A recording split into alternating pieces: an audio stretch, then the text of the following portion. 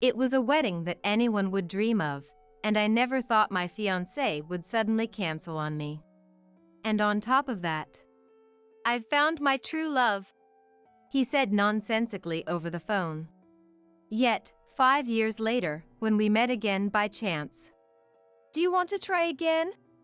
my ex-fiancé had the nerve to say. Well, I think it's time for some payback, 5 years in the making. My name is Maya. I am 28 years old and work in an office. At this age, wedding fever is in full swing among my friends. As each friend walked down the aisle, my own wedding was also on the horizon. I met my fiancé, Ryan, through work. We got to know each other on a project and started dating by the end of it. After 3 years, we finally decided to tie the knot. 3 years felt like a lifetime. Especially since Ryan wasn't keen on getting married and just wanted to enjoy life.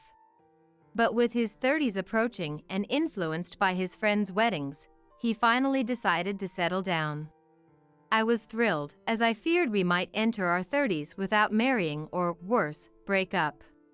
So, I didn't mind the lackluster restaurant proposal and quickly said yes. Ryan has a stable job, he's funny, and kind. I had no complaints about him as a husband. I made sure to be seen as a worthy wife, improving my housekeeping skills and cooking to a decent level. Even though it was a small wedding, it was important to me to have a ceremony. Ryan, who initially didn't care about marriage, agreed that it was a good way to mark the occasion. We couldn't spend much, so we planned a small party, but I was delighted. Planning the wedding and choosing a dress was a joy. After meeting each other's parents, the next step was to meet Ryan's friends. Nothing notable happened, it went smoothly. Most of Ryan's friends were married and had families, creating a calm atmosphere. I wondered if marriage would mature the somewhat childish Ryan. Since we had met Ryan's friends, I decided to introduce him to mine. I wanted them to come to the wedding, so we went to a bar with a few friends. My friends, both men and women, said Ryan seemed nice and that we were a good match. Despite his initial nerves, Ryan soon relaxed in their company. After some drinks, I needed to use the bathroom and stepped away briefly. "Hey, where's Ryan?" He had disappeared in that short time. Looking around, Rachel felt sick and went outside, and Ryan followed to check on her. One friend said. Ryan's concern was typical of his kind nature, but I started to worry. Rachel was strikingly beautiful, yet still single. She always said, "I'm looking for my soulmate." So I guess she hadn't found him yet. While I didn't think she'd go after someone else's fiancé, it's natural to feel uneasy. I went outside to check, and I froze. "What are you doing?" Ryan and Rachel were embracing outside the bar. Or rather, Rachel was clinging to Ryan's chest. "What the heck are you two doing?"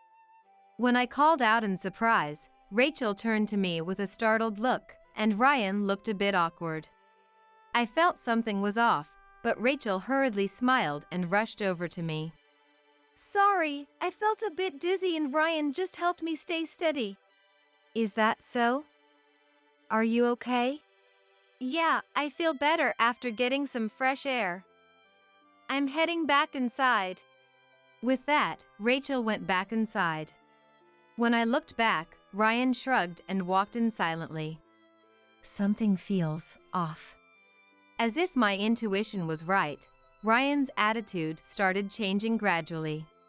Even as our wedding preparations were moving forward, Ryan seemed noticeably distracted. "Hey, do you think this dress is good?" "Yeah, I guess so." "What about these wedding favors?" "Yeah, I guess so." "The guest list?" "Yeah, I guess so." "They're predicting heavy rain tomorrow." "Yeah, I guess so." He's not listening at all, is he? It's our wedding, not just mine. He said we could go through with it as a formality, but his irresponsible attitude is really getting to me. Even though I'm frustrated with all the arguing leading up to our big day, I can't just abandon everything. I'm squeezing in time between my busy work schedule to meet with the planner and discuss the details. I never thought he could be so careless. One day, while I was feeling irritated with Ryan still being out of it, his smartphone buzzed on the table when he stepped out saying he had a stomachache. I glanced at it and was shocked to see a text from Rachel. What? Rachel? I'm pretty sure Ryan doesn't know anyone named Rachel. At least none of the friends he's introduced me to. Would he really save a work colleague or business contact under such a friendly name? Could it be my friend Rachel? No, that's impossible, I thought, but then another text came through. It said, "Where are we going for our date tonight?" And another one said, "I can't wait to see you. Love you." Oh, this must be what they call cheating. Not just women. Men can get cold feet too. Yeah, that's it. It's just pre-wedding jitters. But, can I really forgive that as an excuse? Still, I couldn't confront him in public, so I waited until our meeting was over. As we were leaving, I finally told the still distracted Ryan that I saw the texts. What's that about? Are you cheating? Ryan looked surprised. No. And said, You know, your friend Rachel. She had a fight with her boyfriend and asked me for advice to understand a guy's mind. While talking, she started saying she likes me as a person. Such a suspicious excuse. Even so, doing this behind my back. Though I wasn't convinced. If you don't like it, I'll stop contacting her, he said, so I decided to trust him. After that, Ryan got serious about our wedding preparations, and everything started going smoothly. However, as the wedding day approached, Ryan's attitude turned cold again. Hey, let's call off the wedding ceremony. What? What are you talking about? We can't cancel it now. But it feels like a waste of money. Didn't you say we should go through with it as a formality? Why the sudden change? Well, I was shocked by his sudden words and pressed him for a reason, but he evaded. His attitude only made me more frustrated. Can we really go through with this?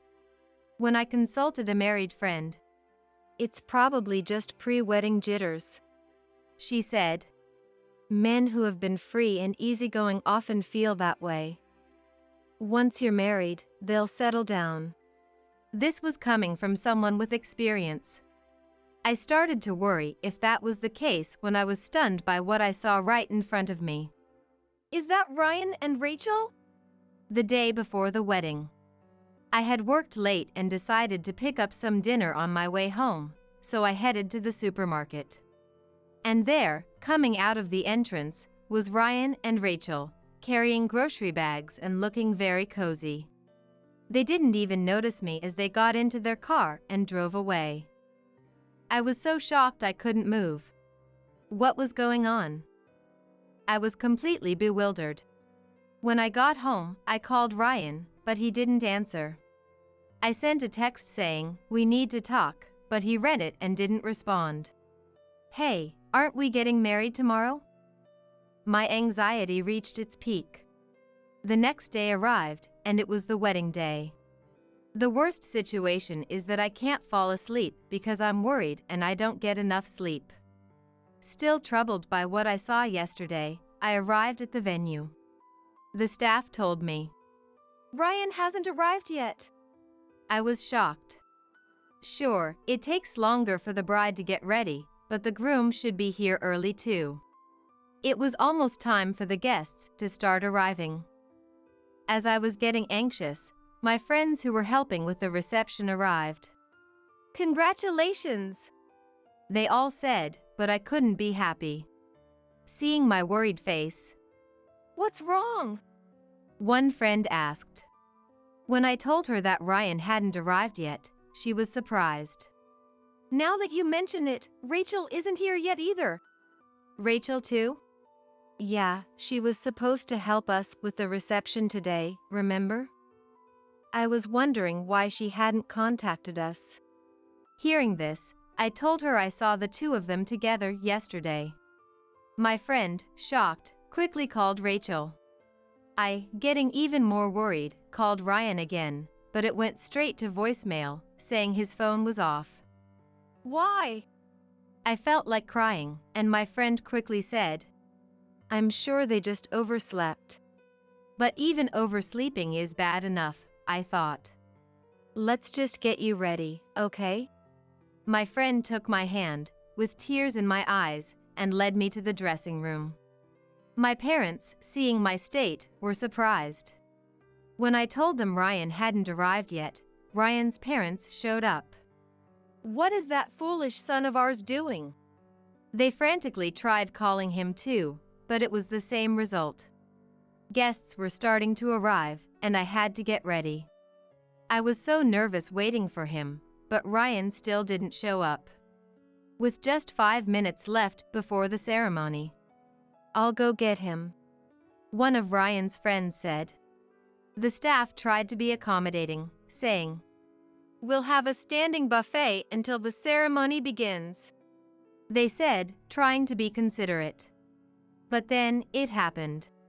At that moment, my smartphone, which I was clutching tightly, rang. It was from Ryan, who shouldn't have had his phone on. Ryan, what are you doing right now? I yelled into the phone as soon as I answered. Oh, sorry, came his completely unremorseful voice. Sorry for what? Next to me, my father-in-law Charlie, his face bright red, gestured to take the phone. Let me talk to him. I put the phone on speaker. What are you doing? The ceremony is about to start. Oh, Dad. I'm really sorry you came all this way, but I'm calling off the wedding today. Just get here now. Charlie yelled in fury, but in the end, he was speechless. My mother-in-law Betsy, my parents, the staff, and all our friends were equally stunned. Calling off the wedding? What do you mean? I managed to ask, my voice trembling. Ryan's voice, calm and cheerful. Well, you see, I've found it. Responded. Found what? True love. Huh? What is this man talking about? Today, he was supposed to pledge his love to me. Ryan, what are you saying? Your loved one is waiting at the venue right now. Betsy hurriedly interjected, but Ryan laughed on the other end of the phone. I could almost see his face lightly chuckling. Yeah, I met my true love. What? So, here is my true love. Hello, this is Rachel. Rachel. The new voice introduced by Ryan. It was unmistakably my friend Rachel's voice. Rachel said, I'm sorry, Maya. But don't blame Ryan. We truly love each other. If we had met before you and Ryan, we wouldn't be in this situation. But please forgive us. We can't control our feelings. We're serious about this. So, that's that. That's that? What do you mean, that's that? How can you just lightly apologize and think it's okay to steal someone's fiancé? Ignoring our stunned reactions. I'll cover the cancellation fees. Consider it a severance payment and compensation. Goodbye, Ryan said and hung up. I tried calling back frantically, but it went straight to voicemail, indicating the phone was off. That jerk turned off his phone immediately. Well, after that, it was chaos. Since it was a small buffet-style reception, no clients were present, but I had invited colleagues and my boss. Naturally, everyone was furious. But they all felt very sorry for me, which made me feel even more miserable. Ryan's parents were on the verge of tears, apologizing profusely. But it's not their fault, it's Ryan and Rachel's. My friends were also furious, saying, "We're cutting ties with them." I suppose the dreamy couple won't care about losing friends. "Since Ryan's covering the costs, let's just have a party," someone suggested. We turned it into a consolation party for me, with drinking and singing. Maybe that's why, even though I was crying, I somehow managed to stop thinking I want to disappear from this world. If I had been alone, I might have been overwhelmed by the shock. After the party ended, I went to a bar with my friends. By drinking the night away, I somehow managed to feel ready to return to normal life. However, the incident of calling off the wedding on the day itself lingered, and I was treated with kid gloves at work for a while. Even my usually strict boss was overly kind. "You can take some time off if you need to." It was almost creepy how nice they were. It was temporary. But eventually, going out for meals and drinks with friends every day lifted my spirits. In 6 months, I had completely recovered. However, an event occurred that threw me back into the depths. Yes, those two, Ryan and Rachel, again. Oh, I'm so tired today. Wait, what is this? Returning home from work, I found a cute envelope in my mailbox. I was surprised to see who it was from. It was Ryan and Rachel. What on earth? I almost fainted when I opened it. It was an invitation to their wedding. What kind of nerve do those two have? Inviting me. Sure, I knew both of them, but we had severed ties, and they were former acquaintances. Who in their right mind invites a completely estranged person to their wedding? Looking closer, it said, "Please bring a gift of $500 or more." "Are you kidding me?" I shouted involuntarily, tearing it up and shooting it into the trash can. Are those two living in a dream world? It seems they ran out of savings paying for our wedding that never happened. Trying to recoup it with wedding gifts? Don't invite your ex-fiancé for that. Apparently, the talk of the two became a hot topic among friends. Of course, no one attended the wedding. Maybe only people I didn't know showed up, but at least no one I knew attended. Even Ryan's parents called me after a long time. "We're so sorry for our son." They tearfully apologized. I can cut ties, but blood relatives can't. I felt sorry for them. I have no idea what happened to those two after that, and I don't want to know. As long as they stay out of my life, I'm fine with it. I moved on and led a fulfilling life. Before I knew it, 5 years had passed since the wedding day cancellation incident. At 33, I was still busy every day. One day, for a change of pace, I went to the shopping mall. There's a bakery I love in the mall. I headed there with a light step. But I stopped in my tracks at the storefront. Why? Because there stood someone I never wanted to see, someone I wanted to forget, but a memory that lingered in the farthest corners of my mind. Ryan. Yes, my former fiancé. I was so relieved we never got married. I was glad we broke up before the wedding. He looked a bit older than I remembered. I should have turned and left immediately, but I regretted being frozen in shock. "Maya?" Ryan noticed me and rushed over. I couldn't run because the mall was crowded. I was caught so easily. Let go of me. "Hey, long time no see. Meeting here must be fate, huh?" No, it's not. Let go. I shook my arm, but Ryan's grip didn't loosen. Annoyed, I said, "If you don't let go, I'll call security." He let go immediately. What a weak man. While I glared at him, Ryan smiled brightly. It was creepy. "It's really been a while. You've gained some weight, haven't you?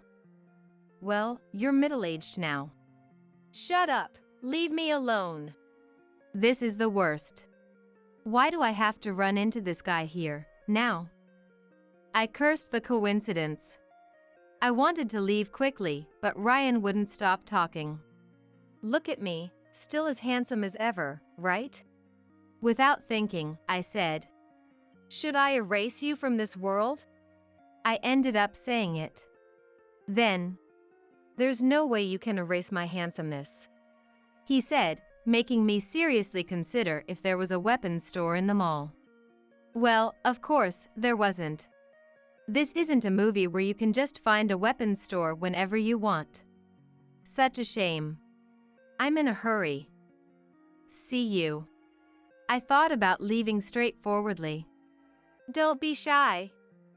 Are you that happy to see me? He said. How positive can you take my words? Is he crazy? Hey, meeting here must be fate. Why don't we get back together? What? What did he just say? Did he really say that? I couldn't help but frown and ask again. Then Ryan said, let's get back together. He reached out his hand. I wished I had handcuffs. Even toy ones would do, just to cuff him and hand him over to the police. The crime would be something like, for being too gross to exist. What do you mean by getting back together? You married Rachel, didn't you? We broke up. I couldn't believe my ears. What? What happened to your so-called true love? Listen to this. If you can say it in 1 second. What? 1 second? Yes, time's up. Wait, at least give me a minute. 5 seconds have passed. Well, she was a useless woman who couldn't do anything. She didn't do housework, didn't work, and we divorced after 2 years. There, within a minute. Why didn't you do the housework and work? If it was true love, you should have done that. Well, I lost my job. It seems that Ryan lost his company's trust because of the wedding day cancellation incident. He got sick of being looked down upon by his peers, started slacking off at work, and eventually got fired. You're unbelievably stupid. Hey, don't compliment me like that. It makes me blush. I wonder what part of that was a compliment. How's Rachel doing now? I don't know. She kept nagging about my unemployment.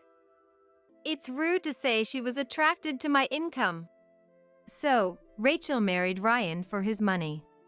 Back then, their income was decent enough for the two of them. When I told her to get a job if she wanted money, she said she was busy being a housewife. But she didn't do the laundry or cook. Of course, I got fed up. Then you should find a new job. Why? No, why is it a question of why you haven't found a new job? I stayed true to my love, but I was ridiculed and despised by those around me. In the end, I got fired. A wife should work for her husband, take care of the house, and let him rest. That's something a husband fulfilling his duties would say.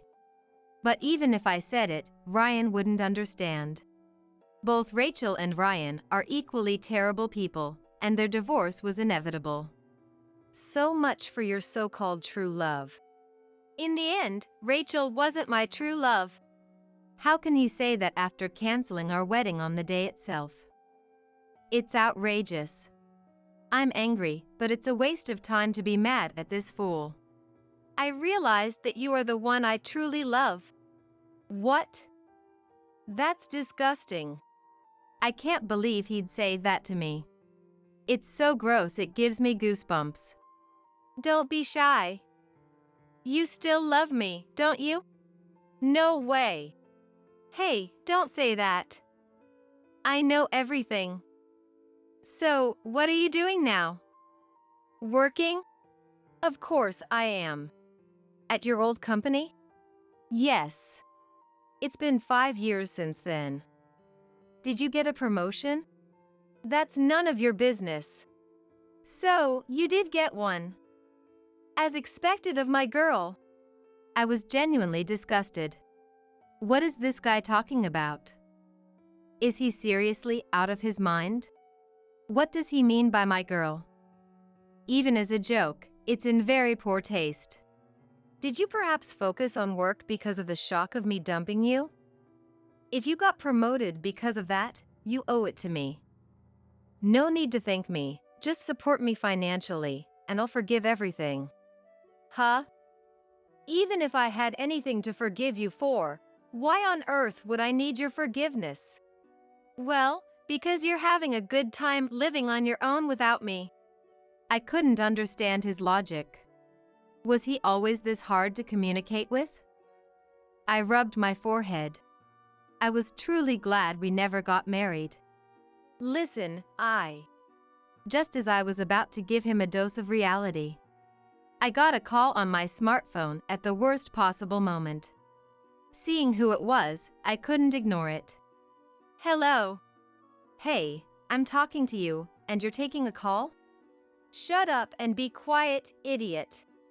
Glaring sharply at him, Ryan was silenced by my intensity. After confirming this, I turned my attention to the call. A worried voice came from the other end. I quickly reassured them. Yeah, I just ran into someone really annoying. Yeah, I'm fine. Are you okay over there? I heard lively voices from the other end, and it made me smile. Got it, sorry about this. I'll be home soon. Please take care of the kids, Andrew. With that, I ended the call. Looking back at Ryan, he was stunned. What was that? Huh? Kids? Dad? Oh, that. He must have heard the conversation. Ryan's body was trembling slightly. I laughed and told him what I had planned to say earlier. You know, I'm already married. What? And I just had twins 6 months ago. Look, here are my little angels.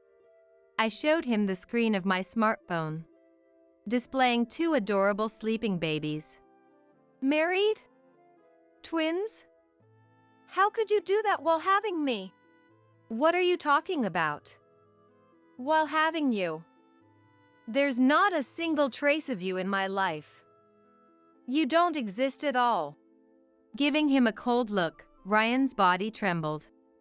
Feeling humiliated, huh? Let's make him feel even more humiliated. In the past 5 years, I've hardly ever thought about you.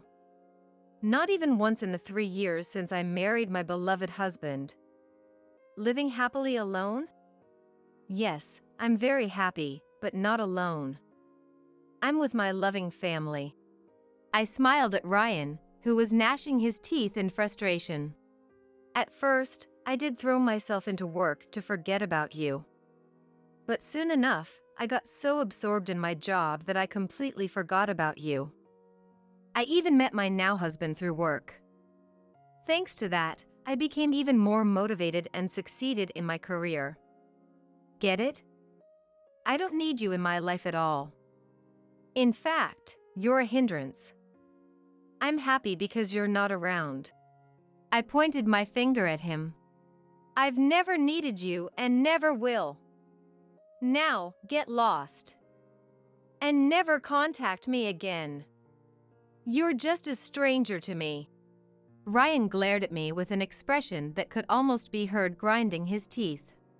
But I held his gaze, staring back without backing down.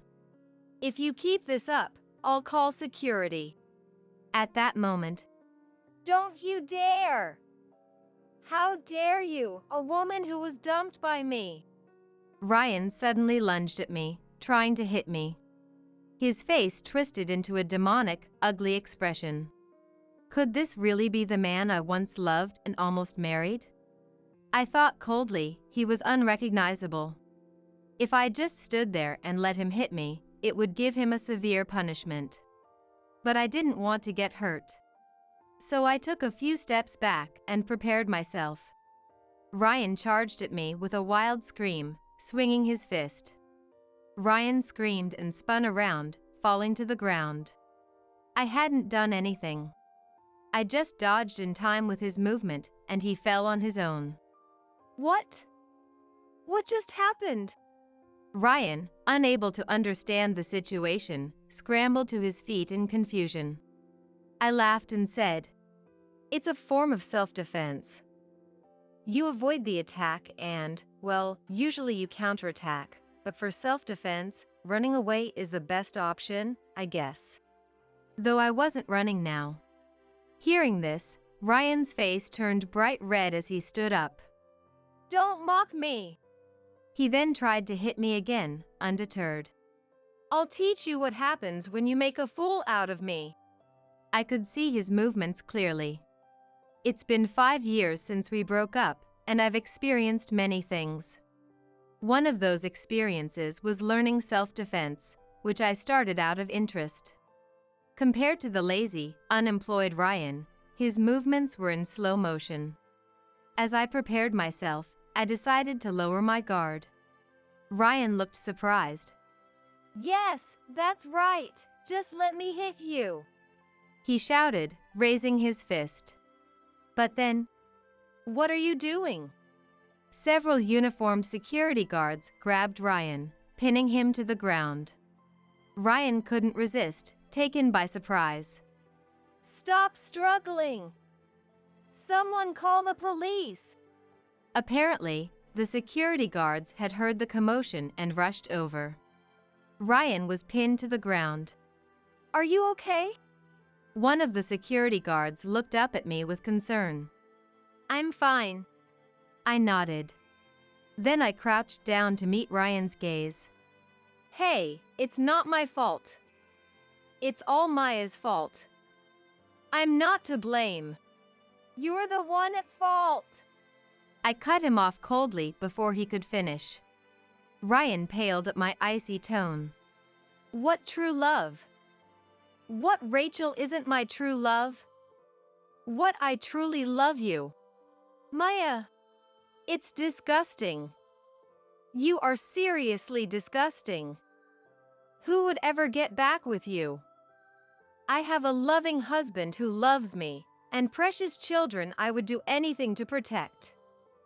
What makes you think you have any chance? Don't ever show your face to me again, you creep. Maya, don't say my name again. You're disgusting." I kept calling him disgusting, and eventually, his spirit broke. He lost the will to resist the security guards and slumped in silence. Later, the police arrived, and I explained the situation.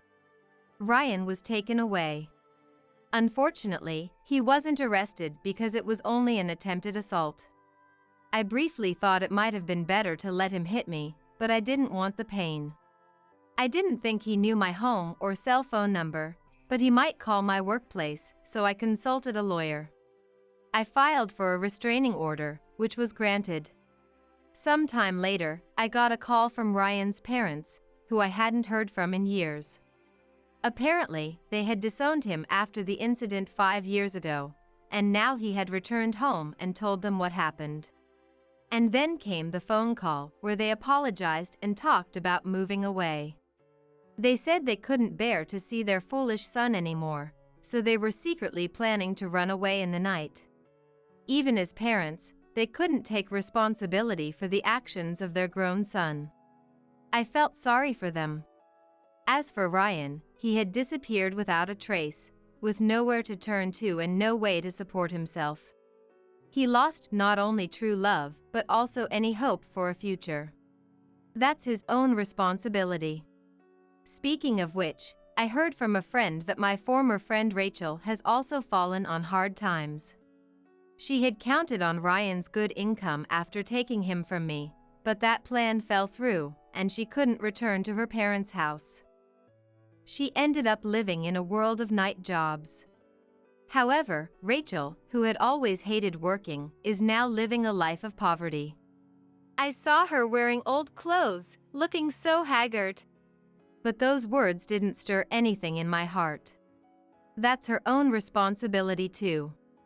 In exchange for so-called true love, she lost all the trust of those around her. As for me, I'm busy every day raising my twins. I don't have a moment to think about Ryan. During a break from taking care of the kids, my husband says, "Maya, you must be exhausted. Do you want to go out by yourself for a while? I'll take care of the kids." Thank you, Andrew. But how about we all go out together? It's such a beautiful day today. A kind husband and beloved children. The days of happiness feel like a lie compared to the canceled wedding day 5 years ago.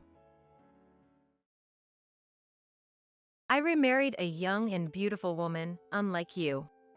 Shane, my ex-husband, said to me with a vulgar smile on his face. Getting remarried just a week after our divorce. He was probably cheating on me even when we were married. Shane and I used to be a loving couple for a while after we got married. Since we both liked children, we had been thinking about having kids from the beginning of our marriage. I hope we can have kids soon. I want a boy and a girl, one of each. Ideally, the first one would be a girl and the second a boy. Shane spoke happily about our future. However, we couldn't have children despite our efforts. As time went on, our relationship deteriorated, and we ended up hating each other and getting divorced. 1 week later, while visiting the mall to take my mind off things, I ran into Shane. My name is Hillary. I'm in my 30s and work at a company. I met my husband, who is 4 years older than me, through a friend, and we got married 3 years ago. My husband's name is Shane. Shane and I both love children, so we had been thinking about having kids from the start of our marriage. I hope we can have kids soon. I want a boy and a girl, one of each. Ideally, the first one would be a girl and the second a boy. Yes, that's right. As long as they're healthy, I don't really care about the gender, but I'd like to have more than one. We exchanged these conversations with smiles, imagining what our children would look like and what their personalities would be. However, even after 1 year, 2 years of marriage, we couldn't have children. In the first year, he said, "It didn't work again, huh? Well, we don't need to rush. They say it's a gift from heaven." But from the second year onwards, he started to get angry. What? It didn't work again? My coworker got married and had a baby within 2 months. Why can't we have one? Even if you say that to me. Around this time, our relationship started to worsen.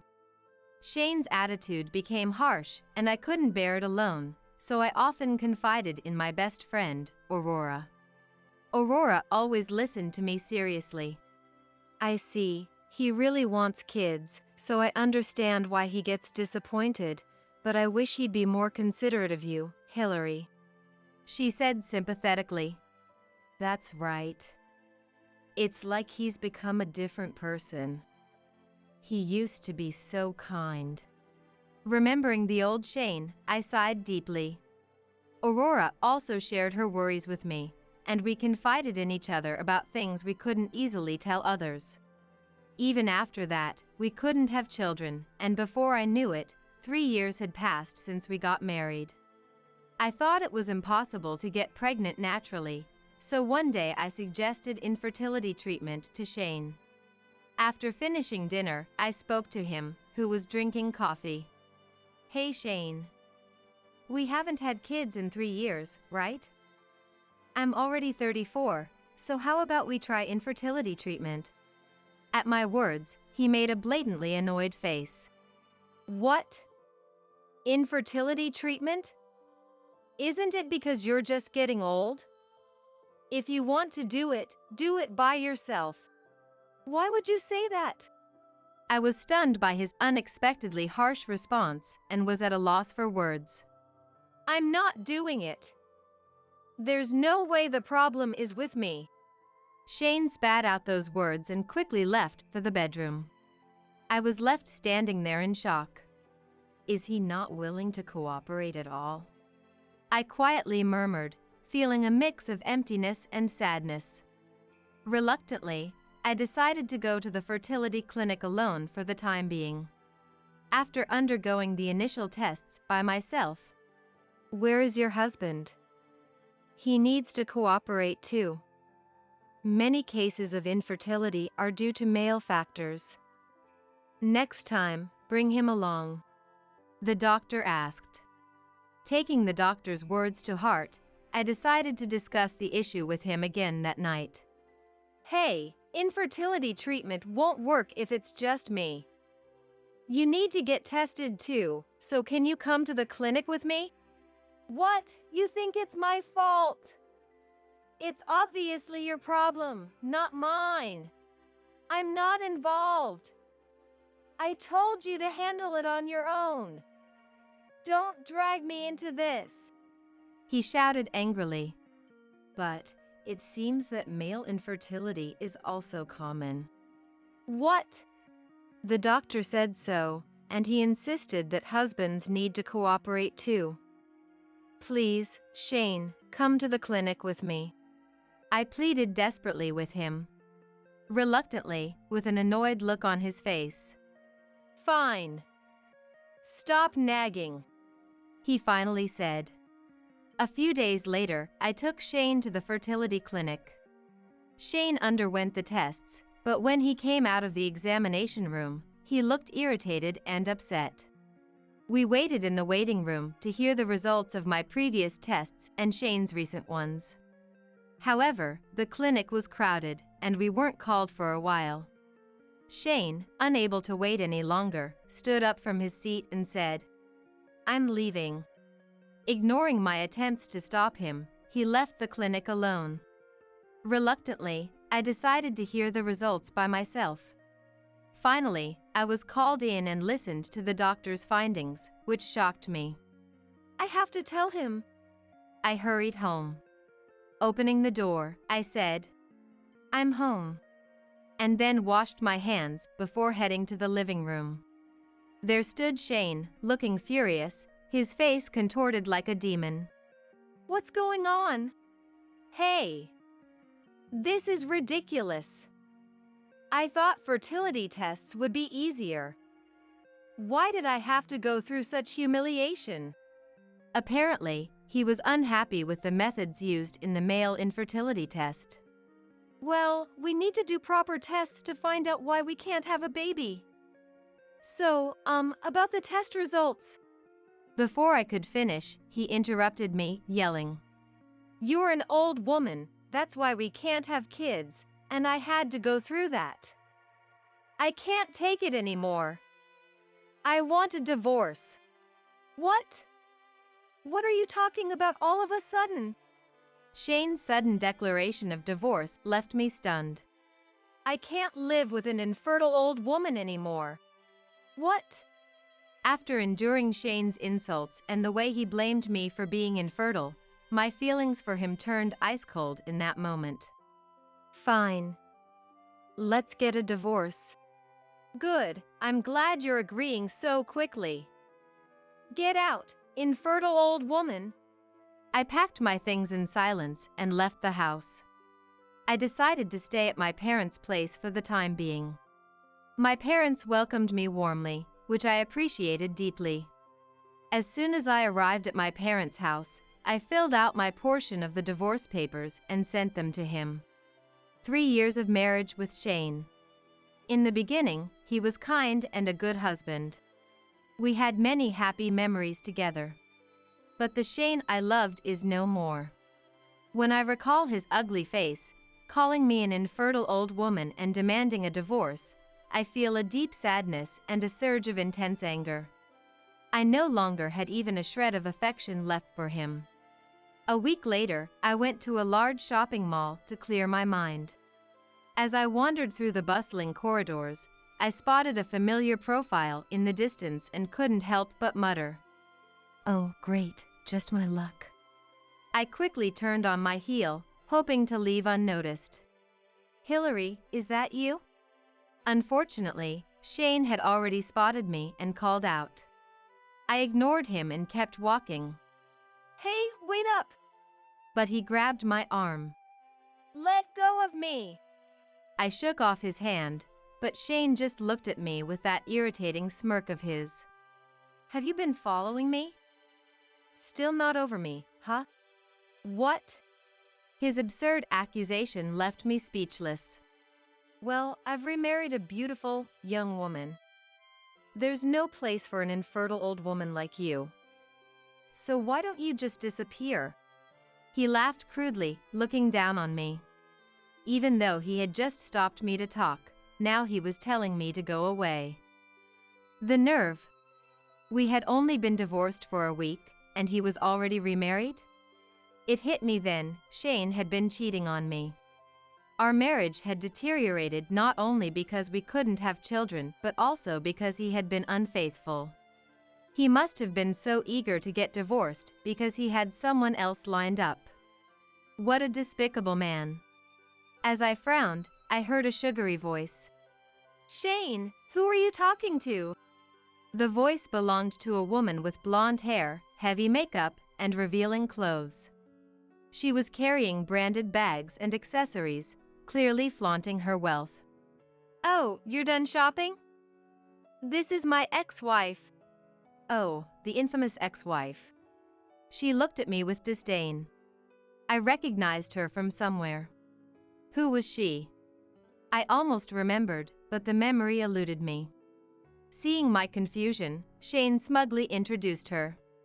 Hillary, meet my wife, Mary. Isn't she beautiful and young?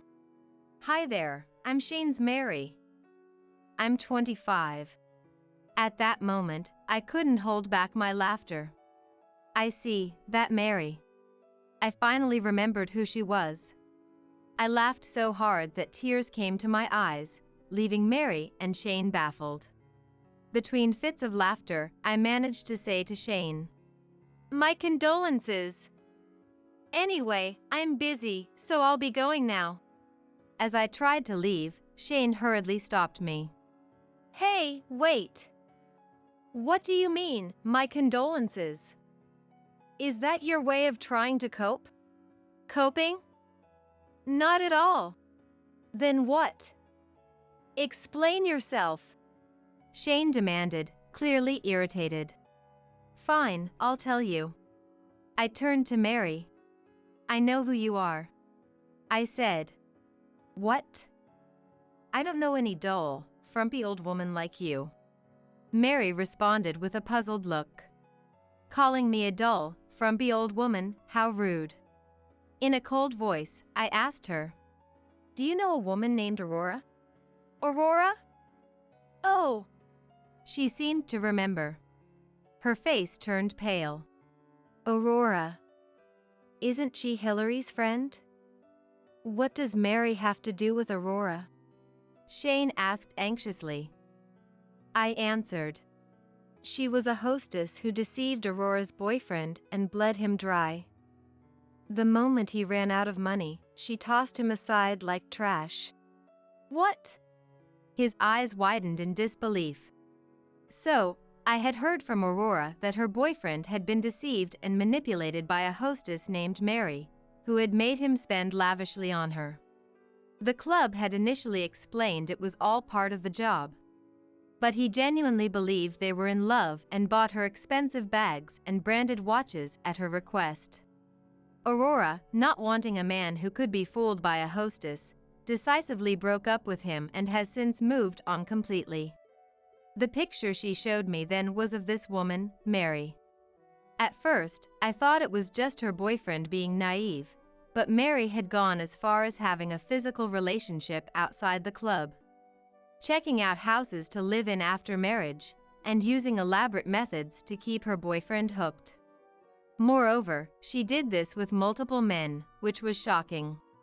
Mary wasn't just toying with her boyfriend, she was doing this to several men. Wasn't it a top executive at a trading company, an officer at a small construction firm, and a manager at the state office? Oh, but she cut ties with them once they stopped spending money. Aren't you being tricked too? That's a lie. There's no way that's true. You're just making things up because you're jealous, aren't you? Don't mess with me.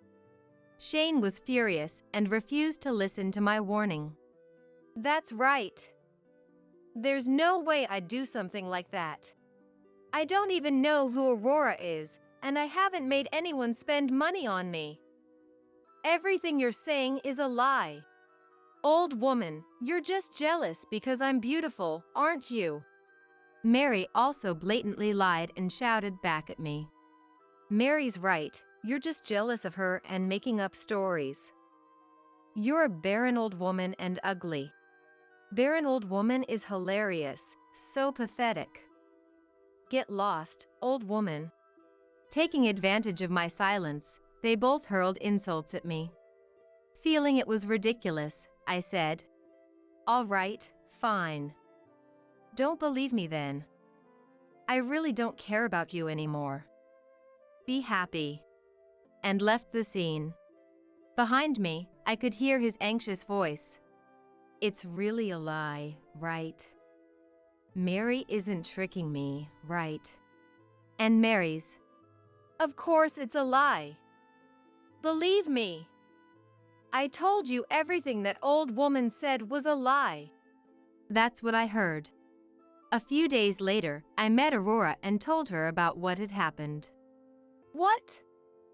That Mary remarried Shane. I was already shocked when I heard you divorced Shane, but for him to remarry that woman. She was visibly shocked, her eyes and mouth wide open. Yes, I was really surprised too. It's such a small world. It really is. But Shane, he's in for a rough time. Knowing how Shane had treated me, Aurora smiled slightly, as if she found it amusing. Yes, I think Shane is going to go through hell. Although it seems he's completely infatuated with her right now. We laughed together, feeling somewhat satisfied. One day, after work, I was heading home as usual. Suddenly, from behind, "Hillary." A weak voice called out, startling me so much I almost jumped. When I turned around, it was Shane standing there. What do you want? Don't scare me like that. What are you doing here? "Can you lend me some money?" What? Shane was much thinner than when I last saw him. In fact, he was gaunt, with sunken cheeks. His eyes were hollow, and his clothes were worn out, looking very shabby. When I saw Shane and heard him ask for money, I could already guess what had happened. "You look like Mary completely wrecked you, inside and out." "Yeah, that's exactly it. You were right. She used me for every penny I had, and the moment my savings ran dry, she just up and left me." Just as I had warned him, she just married him for his money, used him until he was broke, then left divorce papers and walked out on him. How foolish! I warned you clearly. Oh, I should have listened to you, Hillary. Do you know how much I spent on her? She's such a terrible woman. Don't you feel sorry for me? I was tricked, I'm the victim here. Ha! To call himself a victim, it's just too much. He brought this all upon himself. She took everything from me, and now I can't even pay my rent this month. Of course, I can't pay the utility bills either. Hey, I'm really sorry, but could you lend me some money to live on for now? If not, I'll end up homeless.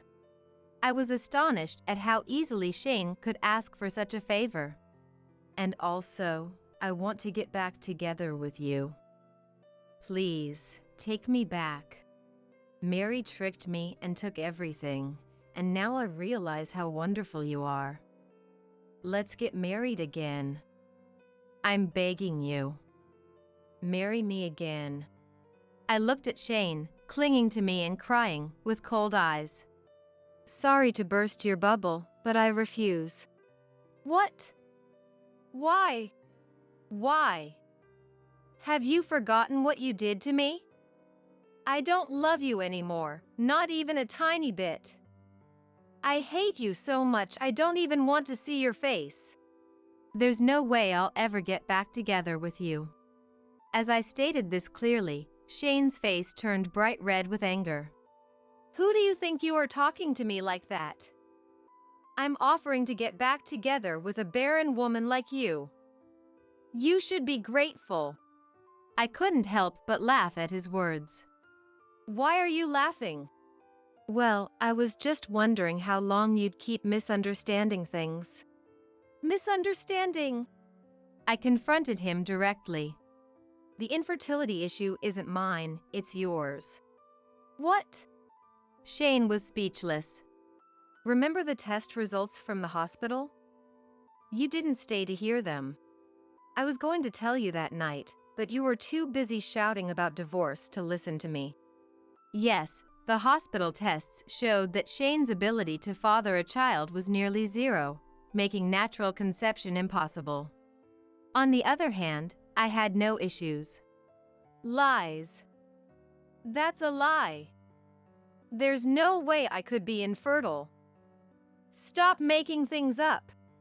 Refusing to believe me, he yelled. I take pride in never having been sick. There's no way I could be infertile. It's definitely you. If you don't believe me, go to the hospital and check for yourself. I calmly told him. Ugh. Is it really true? No, it can't be. There's no way I'll never have children. Shane was visibly shaken, sweating profusely. Up until now, he never even considered he could be the problem. That's why you should go and hear it directly from the doctor. If you ever plan to marry someone else, you should know your own body well. With that, I left the scene. Later, Shane did go to the fertility clinic and heard the results. Here, it was finally made clear to him that he was the one responsible for our infertility, and he finally believed it. He called me many times, but I ignored all of them.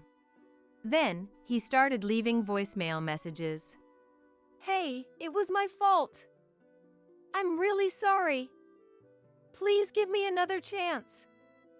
Answer the phone. I'm begging you.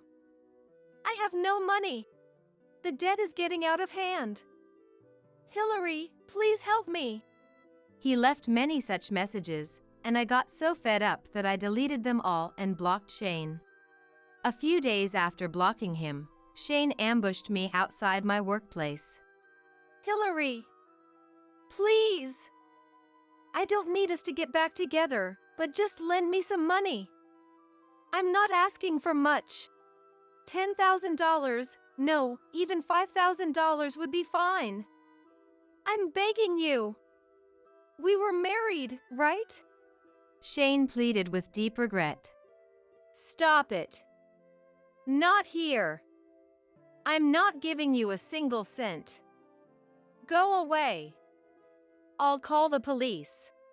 Even though I warned him, Shane continued pleading. Lend me the money. He wouldn't budge, so I actually called the police to handle the situation. Shane was apparently so shocked by being confronted by the police, or perhaps afraid of increased police patrols, that he didn't appear in front of me again. Shane continued to pile up debt due to his financial struggles, moving into a rundown apartment and taking a part-time job at a convenience store at night to make ends meet. But the strain took its toll, and he started making frequent mistakes at his main job. He was seen as a burden by everyone, doing poorly at his primary job while also juggling a side job, and he was feeling quite uncomfortable about it. Meanwhile, I had almost completely recovered from the shock of the divorce and was working energetically every day. I had relied heavily on my parents, but now I moved into an apartment near my office and was enjoying a leisurely single life. Recently, on a trip that Aurora and I had been planning for a long time, I started dating a man named Tarek whom I met during the trip. It was a long-distance relationship, but last month, he was transferred to a branch near my house. He asked me, "Would you marry me?" So, It looks like things are going to get busy from now on. Those bags are for you and Dad to take. Get out of here, will you? I couldn't hide my shock at the sight of the bags piled up at the front door. Everything in them belonged to me and my husband, from clothes to daily necessities. What's going on? Why are you kicking us out of our own home? My hands trembled with anger at the sheer injustice. Seeing my reaction, my son and daughter-in-law smirked. We're taking over this house before Dad gets back from his business trip. Consider it our wedding gift. That's absurd. You can't do that. Well, you didn't give us any wedding money, so it's only fair. You're old anyway. Why don't you go to a nursing home or something? Mia said, and Alex burst into laughter. Great idea. Off to the nursing home with you. They both jeered at the idea of sending us to a nursing home. I found the situation so ridiculous that I burst into laughter. They looked at me suspiciously, but I didn't care. Are you sure you won't regret this? Regret? We'll feel relieved. All right then, suit yourselves. I smiled at the bluffing Alex and Mia, grabbed my bags, and left the house. Ah, it feels so good without the nuisances. We got the house, too. This is awesome. I heard their jubilant voices from the other side of the front door. They have no idea what's coming for them. I dragged my carry-on bag away from the scene. My name is Laura. I've worked in caregiving for many years and retired at 70. I enjoy interacting with people, so even after retirement, I volunteer locally. My husband is also in his 70s and runs a small to medium-sized business. He's quite active for his age, often accompanying his employees on business trips. It seems that the company will be handed over when the successor grows up, so I would like to support husband's work until then. We have a son named Alex. He was a miracle baby for us, as we struggled with infertility for years. We raised him with love and care, and he used to be a well-behaved child. Alex had always been a good kid, the kind of son that made parents proud and neighbors talk. It's not like we spoiled him. We taught him the basics: what's wrong is wrong, and don't do things that annoy others. But when Alex hit high school, we realized there's only so much parents can do. He started hanging out with a local group of troubled teens, and his life began to spiral. The influence of friends can be greater than that of parents. Our once honest and straightforward son became rebellious, selfish, and self-centered. He barely graduated high school and went on to a local college, where he started demanding to live alone. We rented an apartment for him and supported his tuition and living expenses. We hoped college would give him a sense of urgency and a stepping stone to independence, but Alex barely attended classes and remained aimless even after barely graduating. Now, Alex is in his mid-40s. No job, no significant other. Is he going to be all right? These were my worries when I called him about coming home for the holidays. That's when everything started to unravel. Hello, who is this? The voice I heard after 6 months was clearly not Alex's. A woman's voice, cute but somewhat languid. Is this Alex's phone? Who are you? Who are you? I heard Alex's voice faintly in the background. Mia, who are you talking to? Alex, some unknown lady is calling. I don't know any older women. Who is it? Alex, now laughing, took the phone and his voice turned noticeably annoyed when he realized it was his mom. What do you want, Mom? Why? You haven't shown your face in years. How about coming home for the holidays? Your dad misses you. In fact, my husband was really missing him. Probably more than me, he's always concerned about Alex's future and well-being. Maybe it's because they used to fight a lot during his teenage years. But Alex's response was cold. Nah, coming home is a hassle. I'm staying here with Mia. At least call your dad. Yeah, I get it. So, the girl earlier, Mia? Are you dating her? Living together? I couldn't help but ask about the woman I had just spoken to. Would a girlfriend really answer her boyfriend's phone without permission? Would she rudely address a stranger as you and speak without any courtesy? Honestly, it was pretty outrageous. But instead of answering, Alex just clicked his tongue in annoyance. Ugh, so annoying. What did you say? You guys are always so annoying, always meddling in my business. Without a shout, he hung up the phone. I'd been yelled at during Alex's rebellious years, but I never thought he'd speak to me like that as an adult. I stood there, phone in hand, stunned. I'm home. Did you talk to Alex? That night, I told my husband about the rude woman who answered the phone and the harsh words from Alex. My husband looked serious but eventually said, Well, he's working, even if it's temporary employment. Let's give him some space. Maybe my husband was right. I was shocked when Alex changed in high school, influenced by his surroundings. I've been anxious that he might be hanging out with the wrong crowd or dating someone questionable. Maybe my over-involvement was getting to him. I decided to consciously hold back on reaching out. A few months later, Alex contacted us. He said he'd found a decent job back home and would be returning soon. Despite everything, my husband and I were relieved. It's unsettling when your child is far away, and comforting when they return. But when Alex came home, he brought an unfamiliar woman with him. This is Mia. We're getting married. My husband and I couldn't hide our surprise at the sudden marriage announcement. Especially since Alex was still a temporary worker. And Mia apparently wasn't working steadily either. Could they really get by without stable income? Welcome, Mia. Wow, Alex's family home is so old-fashioned. Is the floor going to collapse? How long have you two been dating? I don't remember.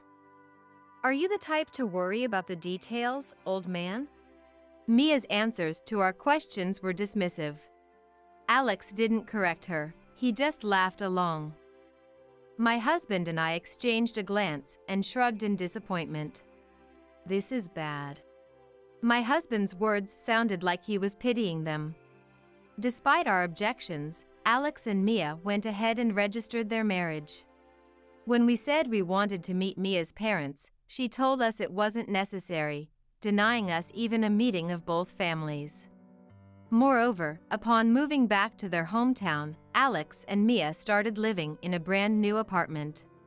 It's so different from the rundown place we were living in before, Alex said, clearly pleased. But with their unstable income, there's no way they could afford the rent for such a nice, new place. Sure enough, they started relying on our money.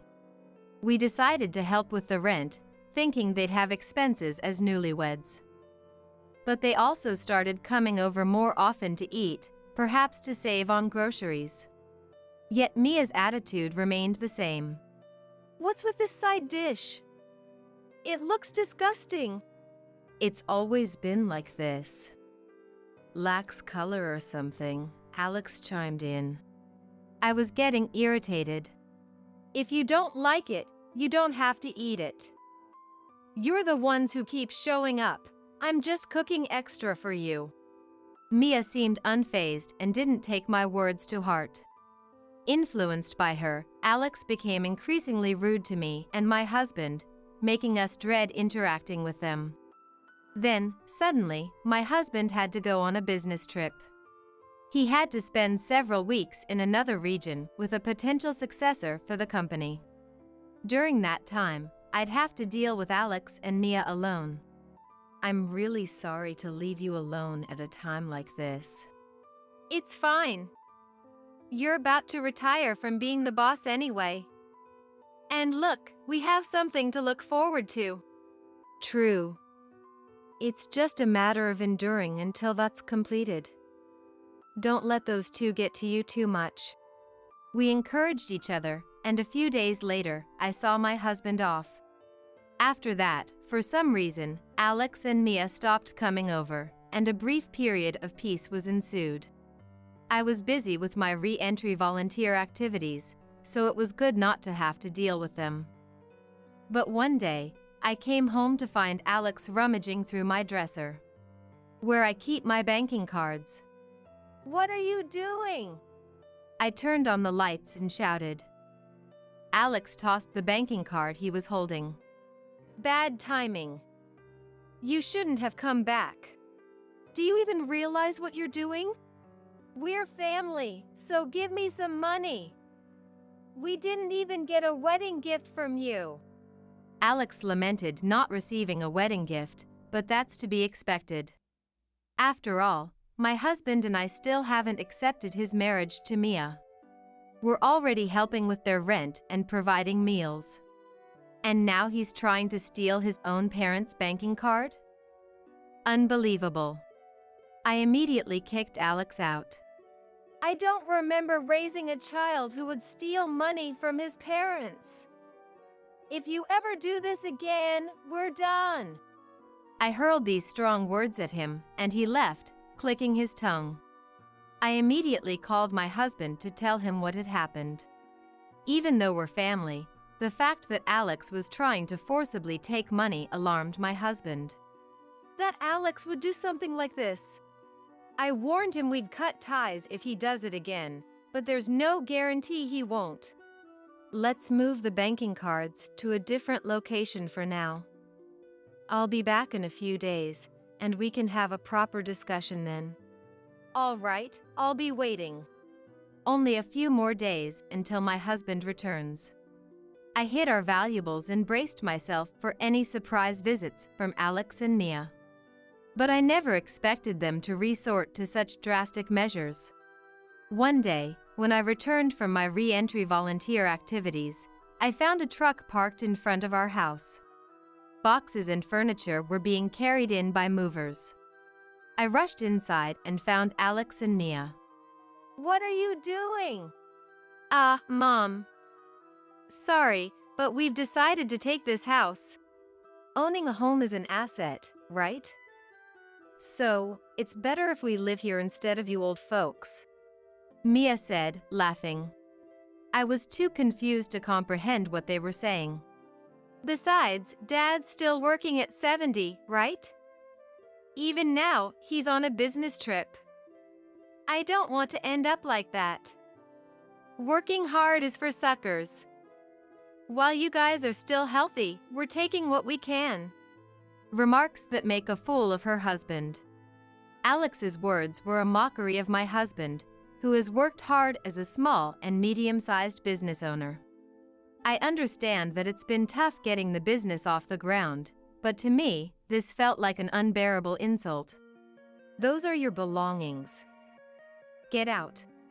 Alex pointed to several bags packed at the entrance. I couldn't hide my shock. Everything from our clothes to daily necessities had been shoved into bags. Why should we have to leave the house we live in for you too? Faced with such unjust treatment, my hands trembled with anger. Seeing my reaction, the couple grinned. We're going to make this house ours before Dad gets back from his trip. Consider it a wedding gift. That's impossible. You didn't give us a wedding gift, so this is only fair. You're old. Why don't you go to a facility or something? When Mia said that, Alex joined in with a big laugh. That's a great idea.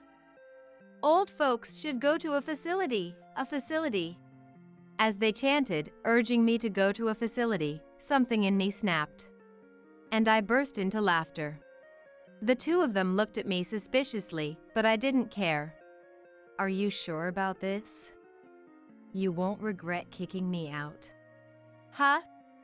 We'll feel refreshed. All right then, suit yourselves. I smiled at the defiant Alex and Mia, grabbed my bags, and left the house. Ah, it feels so good without the nuisance. We got the house, too. This is awesome. I could hear their jubilant voices from the other side of the front door. They have no idea what's coming their way.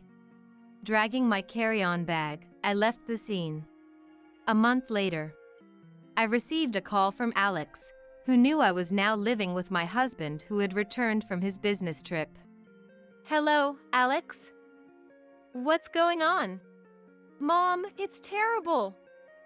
The house. What happened to the house? Alex's voice was clearly panicked.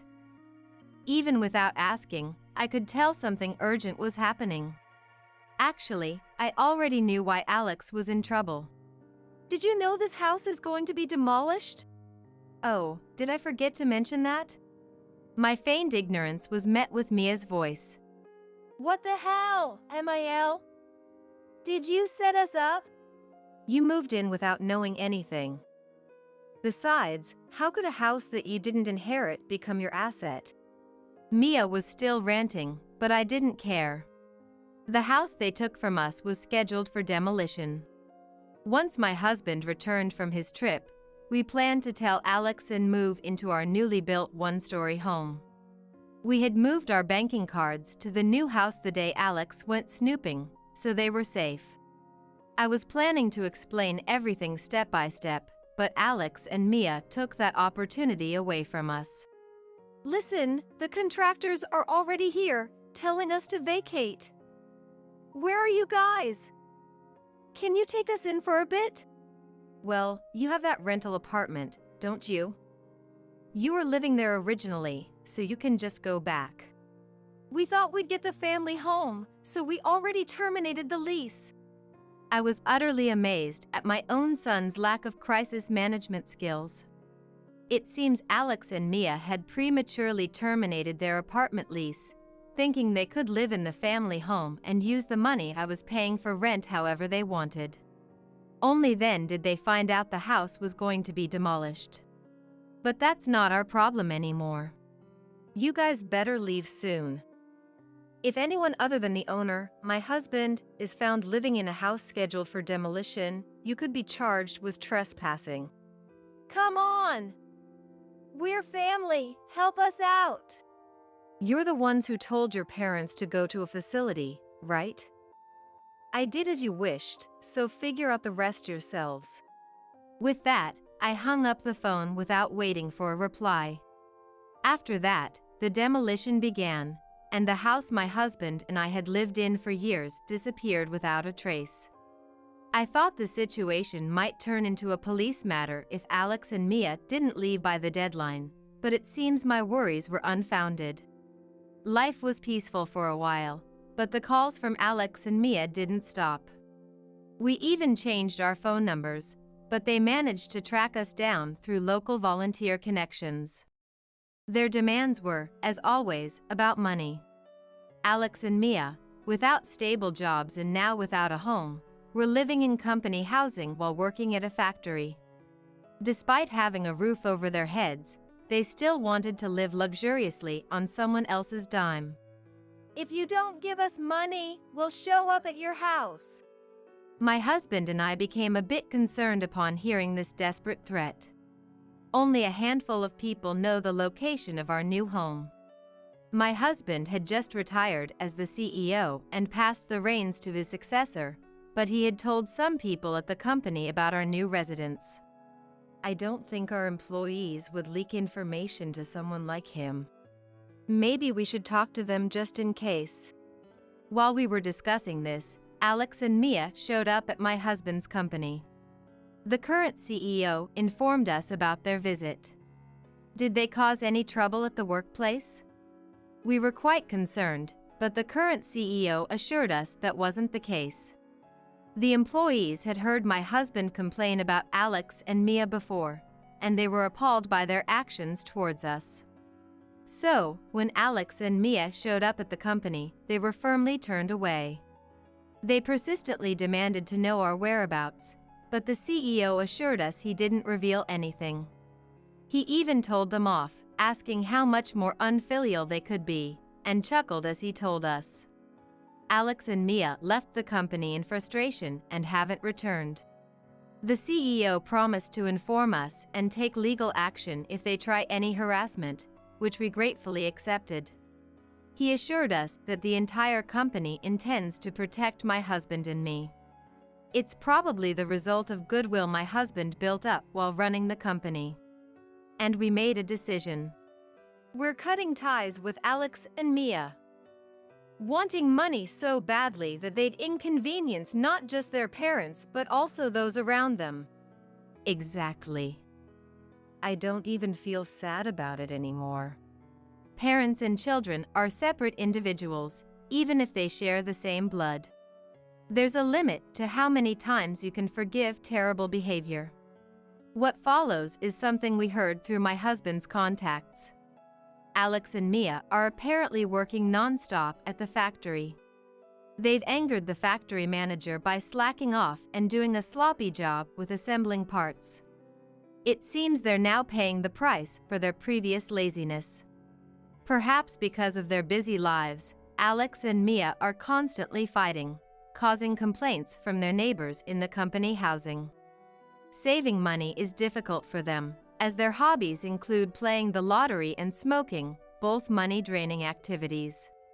The stress of not being able to save money despite working hard and having no one to rely on must be tough. But I can't bring myself to feel sorry for them. They've never worked a proper job, which is why they could shamelessly ask for money. I hope their factory jobs will lead them to change their ways, even a little. I still get occasional calls and emails from Alex. He writes things like he's sorry for what happened and wants to get along as a family. He seems to have changed a bit, but I still can't trust him. Only when they become self-reliant and considerate can we share a life together. As long as they're preoccupied with themselves, a fresh start will be difficult. Since retiring as CEO, my husband has taken up home gardening, something he's wanted to do since he was young. I assist him with his gardening while continuing my re-entry volunteer work in our new location. I had hoped to live peacefully with our son and daughter-in-law. Ideally, I would have wanted to live peacefully with our son and his wife. That wish may not have come true, but as long as I know they're alive and well somewhere, that's enough for me. The time I spend with my husband is more precious and warm than anything else. I intend to protect this invaluable happiness and lifestyle with all my might. Mom! It had been over 6 months since I'd last heard from my daughter, Violet, when her call came through. And it was past 8 p.m. It was rare for Violet, who had her own family, to call at such an hour unless it was daytime. I instinctively felt that something serious must have happened. Violet? What's going on? Calling at this hour? What happened? At first, Violet didn't respond. All I could hear from the other end of the phone was a quiet voice, as if air was leaking out. Mom! With a thin voice, as if squeezing it out, Violet finally spoke. Violet. What's wrong? Are you really okay? Mom, help me! Realizing it was an emergency, I hit the speaker button on the phone. Immediately, my husband Matthew rushed to my side, listening intently. Violet, pull yourself together. What happened? It hurts. I haven't eaten anything. I might not make it. Haven't eaten anything? What do you mean? I haven't been given anything to eat by Florence and the others.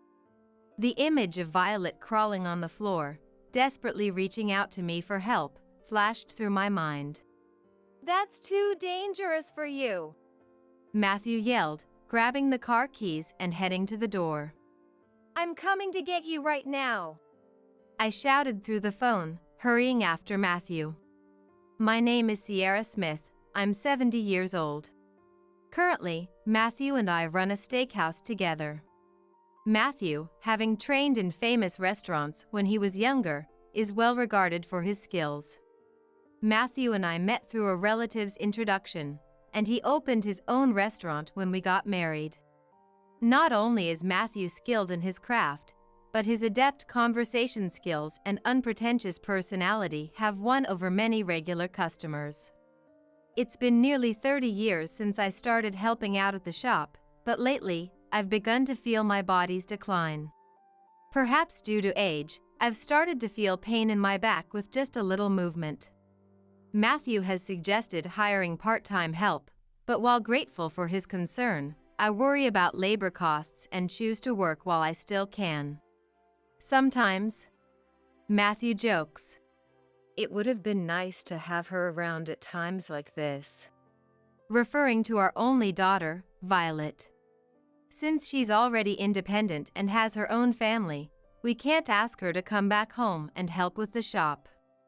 Violet currently lives with her husband Albert, their son Kendrick, and her mother-in-law Florence in the next town over, about an hour's drive from our home. Recently, her sister-in-law Aurora joined them. I don't know the details, but I heard Aurora returned home after her divorce. I had hoped that Violet would help out at our shop after graduating from college, but Violet left home, saying she wanted to see more of the world. After that, she landed a job at a major department store, working in the ladies' clothing section. Though new to the workforce, Violet quickly won over customers with her charm and inherent cheerfulness. It was there she met her future husband, Albert Adams, who worked in the external sales department, dealing primarily with affluent clients purchasing luxury goods, and was considered a star in one of the company's most prestigious divisions. When Violet first introduced me to Albert, I felt a twinge of unease. "Are you sure it's okay to marry such a perfect man?" Indeed, Albert, with his handsome features and skillful conversation that appealed to women, had won over many customers, some of whom visited the store specifically to see him. Yet, Violet seemed unworried. "It's okay, Mom. Don't worry. I trust him." Subsequently, Violet married Albert, and upon doing so, left the department store to devote herself to supporting Albert as a housewife. The following year, the joy of having a grandson, Kendrick, allowed me to breathe a sigh of relief. It seems, despite everything, those two are doing well. For a while, the family of 3 lived in an apartment, but 5 years ago, following the death of the father-in-law, they moved to the elderly mother-in-law's house, thinking she would feel lonely by herself.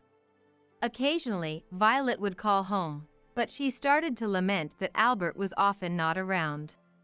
"Albert stayed over at a colleague's apartment again last night because work was late. It's been happening a lot recently.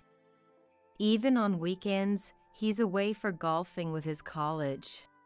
Still, Violet laughed it off over the phone, suggesting it might just be the fate of a working adult. One day, I decided to call Violet after a long time. "Kendrick's birthday is coming up, right? Do you have any plans for the day?" "So far, we don't have anything planned for the daytime." "What's up?" "Perfect. Our shop is closed that day, so how about the 3 of us go out somewhere? An amusement park or aquarium, somewhere that would make him happy." "That sounds nice. Recently, Albert's been so busy with work, he hardly comes home. Kendrick has been getting bored without being able to go out." Violet sounded excited over the phone, but as Kendrick's birthday approached, she called me. "I'm sorry, Mom. I hate to say this, but some plans have come up since then. We can't go out with you after all. I'm really sorry." "Plans? What happened?" "A kids' club has organized a birthday party, so we can't make it that day." "A kids' club, huh? I guess you can't just cancel on them." Though disappointed, I switched gears. "Then it doesn't have to be Kendrick's birthday. Let us know whenever you're free." I'm sorry, Mom. It doesn't look like we'll be able to go out for a while. Next week, there's a nature class at the kids' club, and the week after that, swimming lessons start. We're just too busy. Elementary school kids these days sure have it tough. It's disappointing, but it seems like giving up is the only option. I had been looking forward to seeing my granddaughter, so my disappointment was significant. I asked some of the parents who are regulars at our restaurant about what gaming consoles are popular with kids these days and sent one to Kendrick. Mom, the gift arrived. Thank you. I received a thank you call from Violet. However, something about Violet's voice, which I should be familiar with, felt off to me. Maybe it's a mother's intuition, but Violet, usually bright and cheerful, sounded somehow dark and subdued this day. What's wrong? You sound tired today. Not at all. I'm as energetic as ever. Is that so? Well, if you say so. Anyway, thanks for the gaming console. About that. Since I'm not up to date with what elementary school kids like these days, I sent what was recommended to me. Did Kendrick really enjoy it? Of course he did. He was really happy, saying, "Grandma knows best." For some reason, Violet seemed in a hurry to end the call, as if she wanted to avoid prolonging our conversation. Are you guys doing okay? Why the sudden concern? We're managing fine. So don't worry about us, Mom. You've complained before about Albert coming home late. Has anything changed since then? You worry too much. I told you not to mind it. Forget about that. Look, phone calls aren't free, so I'm going to hang up now. You must be busy with the shop, too. Just wait a minute. Right now, I'm more concerned about you than. But before I could finish, Violet had already hung up on me. Just by asking about her well-being, why does Violet seem to reject me this much? It's as if she doesn't want me to probe into her family's affairs, dodging my questions and cutting off the conversation unilaterally. I can't shake the feeling that something is not right. I felt a sense of foreboding. After the shop closes, it has become a routine for Matthew and me to have a quiet drink in the living room. That night, as usual, we relaxed, sharing the weariness of the day. It's about Violet. Something seems off. She seems tired, or maybe lacking energy. I can't quite put my finger on it. Do you call her sometimes? I just called her this afternoon. But she cut me off abruptly. Is she keeping you at a distance? More like she doesn't want to worry me. It might just be my mother's intuition, and I might be wrong, but I feel like Violet is hiding something from me. Matthew crossed his arms and fell silent for a moment before speculating. Could it possibly be related to that? To what? After hesitating, as if unsure whether to speak, Matthew seemed to make up his mind. I heard something troubling from one of our regulars about Albert. What happened with Albert? The regular mentioned seeing him coming out of a pub with a woman, not Violet. That can't be. Albert wouldn't do such a thing. The woman apparently wasn't young, but was quite beautiful, dressed flamboyantly in what seemed like expensive brands. It must be a case of mistaken identity. I said this seemingly in defense of Albert. Not so much to defend Albert, but more so because I didn't want to see a rift form between Violet and him, a sentiment more accurately described as parental concern. Of course, the regular couldn't be sure it was Albert, just someone who looked somewhat like him. I didn't want to believe this witness account at face value. Yet, I've heard that Albert has been coming home late and going out more on weekends lately. Could it be that he is seeing another woman behind Violet's back, unknown to us? Without any concrete information, my thoughts inevitably drift towards the worst. I'm worried about Violet. She never complains or shows weakness. If she knows about this and is suffering in silence. Don't think too negatively. I'll see what I can do. For starters, we know a lawyer among our regulars. I'm thinking of consulting him. Since then, concern for Violet has preoccupied me daily, to the point of accidentally dropping and breaking dishes. What's wrong? You seem tired yourself. I paused my work to call Violet multiple times, but she rarely answered. When she did, her updates were surprisingly brief, simply saying, "I'm fine." But whenever I tried to delve deeper into family matters, she'd laugh it off and hang up quickly. Each time I heard Violet's voice over the phone, it sounded weaker, as if it might fade away at any moment. Recalling Violet's charming, beloved smile before her marriage, I felt increasingly overwhelmed by my growing anxieties, leading to tears. Then, about half a year later, I received a sudden call from Violet, who had not contacted us for some time. And it was past 8 p.m. Such calls from Violet, now with her own family, were rare at this hour unless it was daytime. I instinctively felt that something serious must have happened. Violet?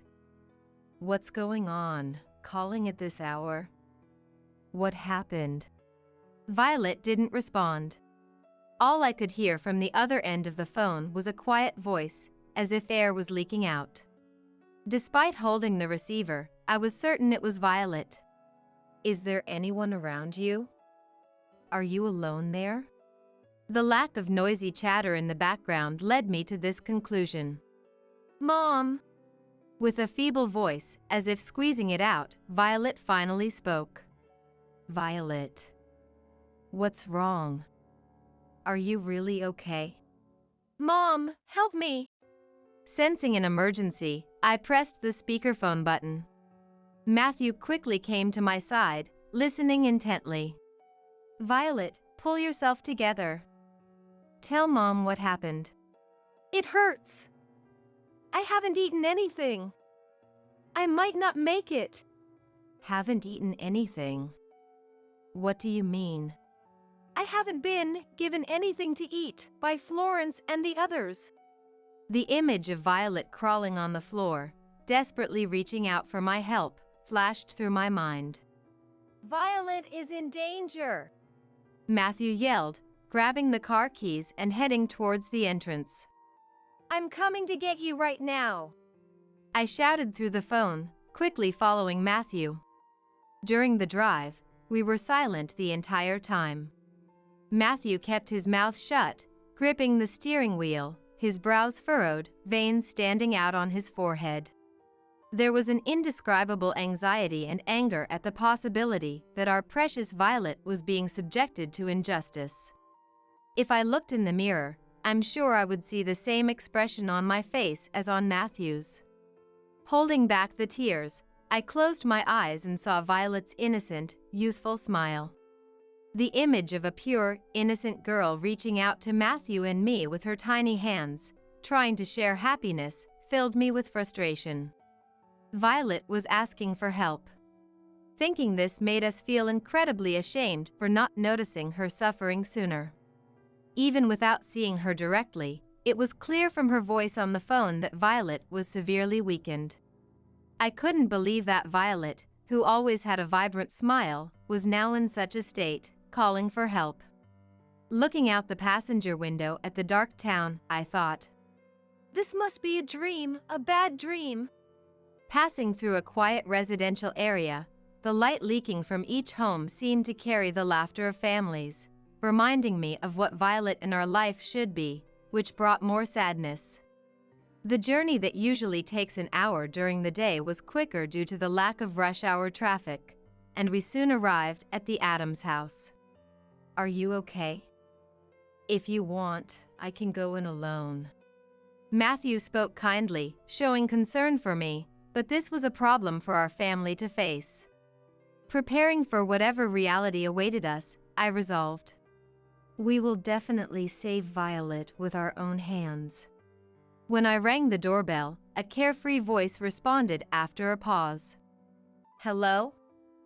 Who is it at this hour? Contrary to the urgent call from Violet, Albert's relaxed and peaceful voice left us puzzled. It's Smith, Violet's mother. Upon hearing my name, Albert fell silent, possibly on guard, then slowly asked, Is there something wrong? He then cracked the door open slightly, peering out at us standing outside. I'm sorry for bothering you late at night, Albert. It's urgent, and we need to talk. Matthew wedged his foot into the slight opening of the door and forcefully pushed it open. What are you doing, Matthew? We're coming in. We barged in with a determined attitude, not taking no for an answer. Standing in front of a dimly lit, narrow room at the end of the hallway. Is Violet in here? There's no explaining why we thought Violet was in this room, but we instinctively knew she was here, calling out to us for help. This is outrageous. Even if you are Violet's parents, I'll call the police. Good. That way, the police can witness this too. Without hesitation, Matthew forcefully slid open the room's door. There, Violet was curled up on the floor, resembling a worn and discarded mop. It took a few seconds for my brain to recognize that it was indeed Violet, so emaciated and altered was her appearance. Violet! Oh, what has happened to you? We rushed to Violet, lifting her weakened body in our arms. Mom, help me!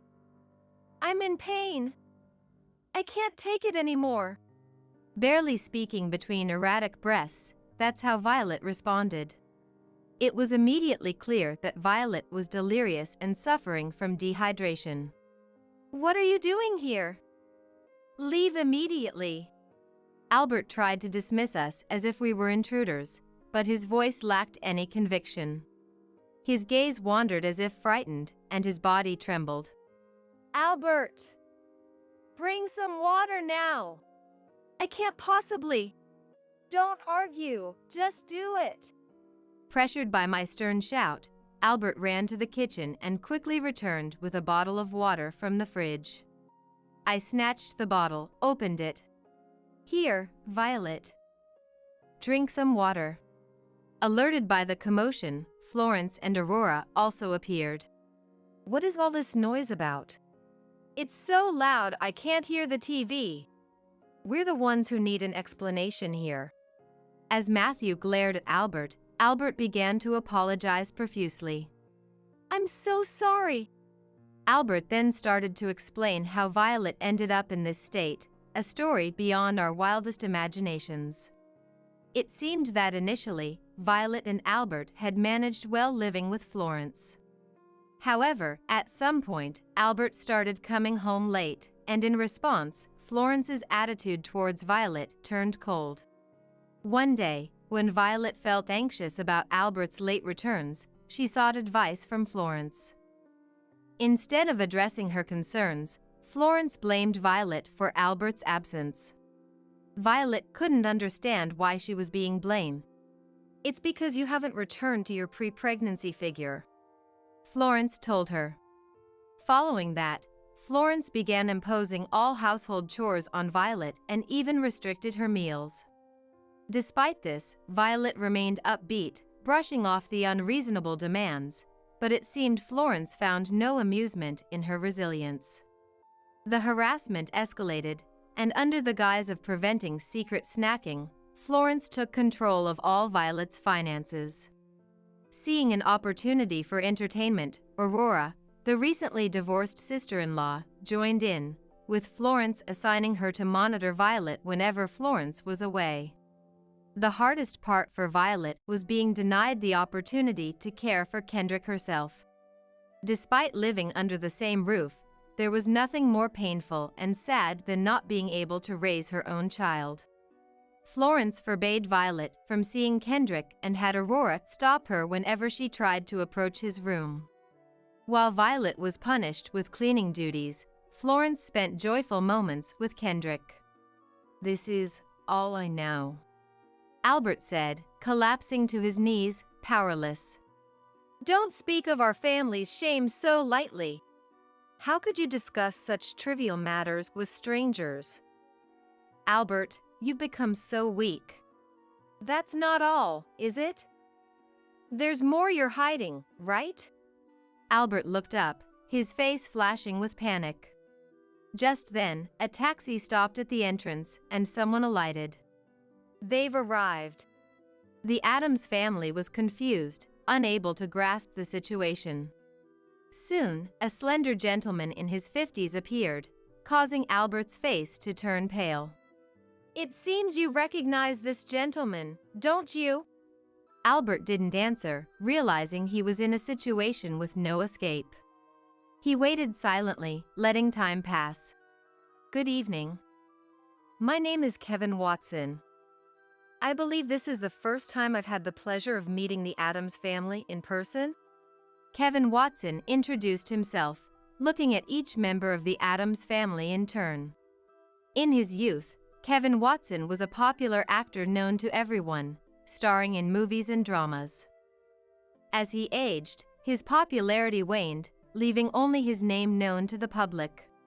"Why is Mr. Kevin Watson at our home?"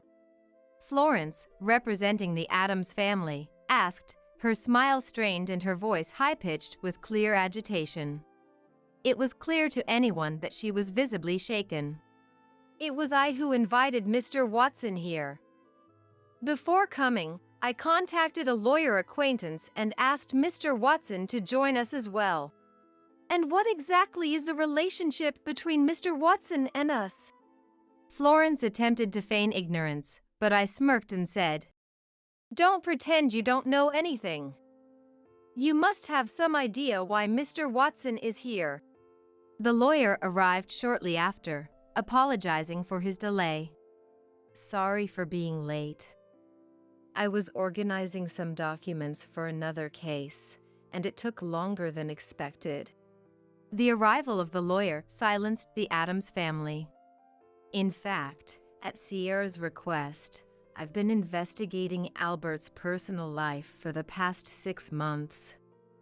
It turns out, Albert has been frequently meeting a certain woman, a wealthy client at the department store where Albert works.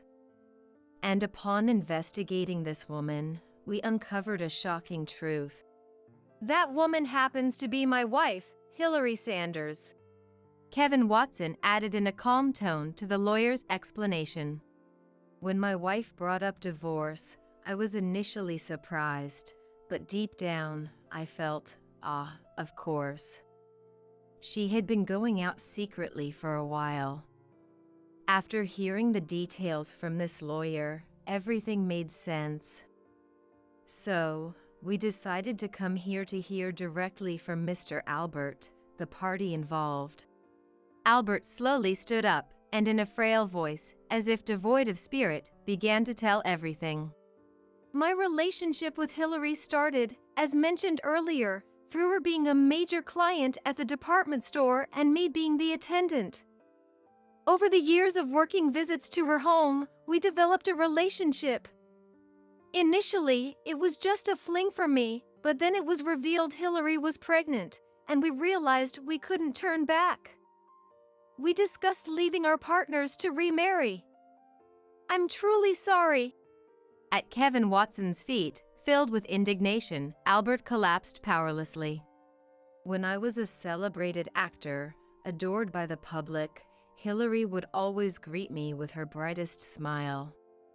But now that my work has dwindled, meeting a handsome man like you must have been irresistible for her. She's the type who must have everything she likes," Kevin Watson said with a weary smile. Albert, who wanted a divorce from Violet, was in a bind because filing for divorce while having an affair would lead to a hefty compensation claim against him. So, he turned to Florence for help. Initially, Florence resisted the idea of divorce due to how it would look but changed her tune completely upon learning the other woman was wealthy.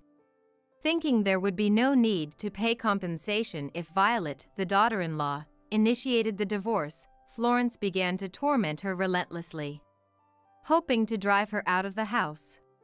I believed you, but you.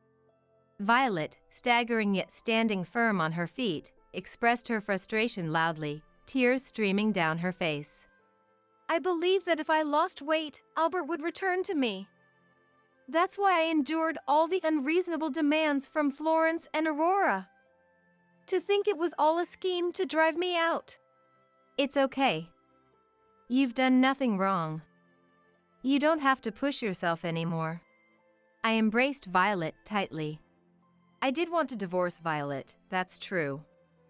But I never imagined Mom and Aurora could be this cruel to her. I'm utterly disillusioned. Wait just a minute. I was only trying to help you by getting Violet out of this house. It's your fault for having an affair in the first place. That's right. Albert, you've been silently condoning what we've been doing. Don't act like you were oblivious to it all now. As the three of them argued, I was speechless, but Violet, trembling with anger, shouted, Enough! If you so desperately wanted me out of here, I'll leave on my own. Oh, that would be a relief. You're mistaken to be pleased, Florence. I will never forgive you.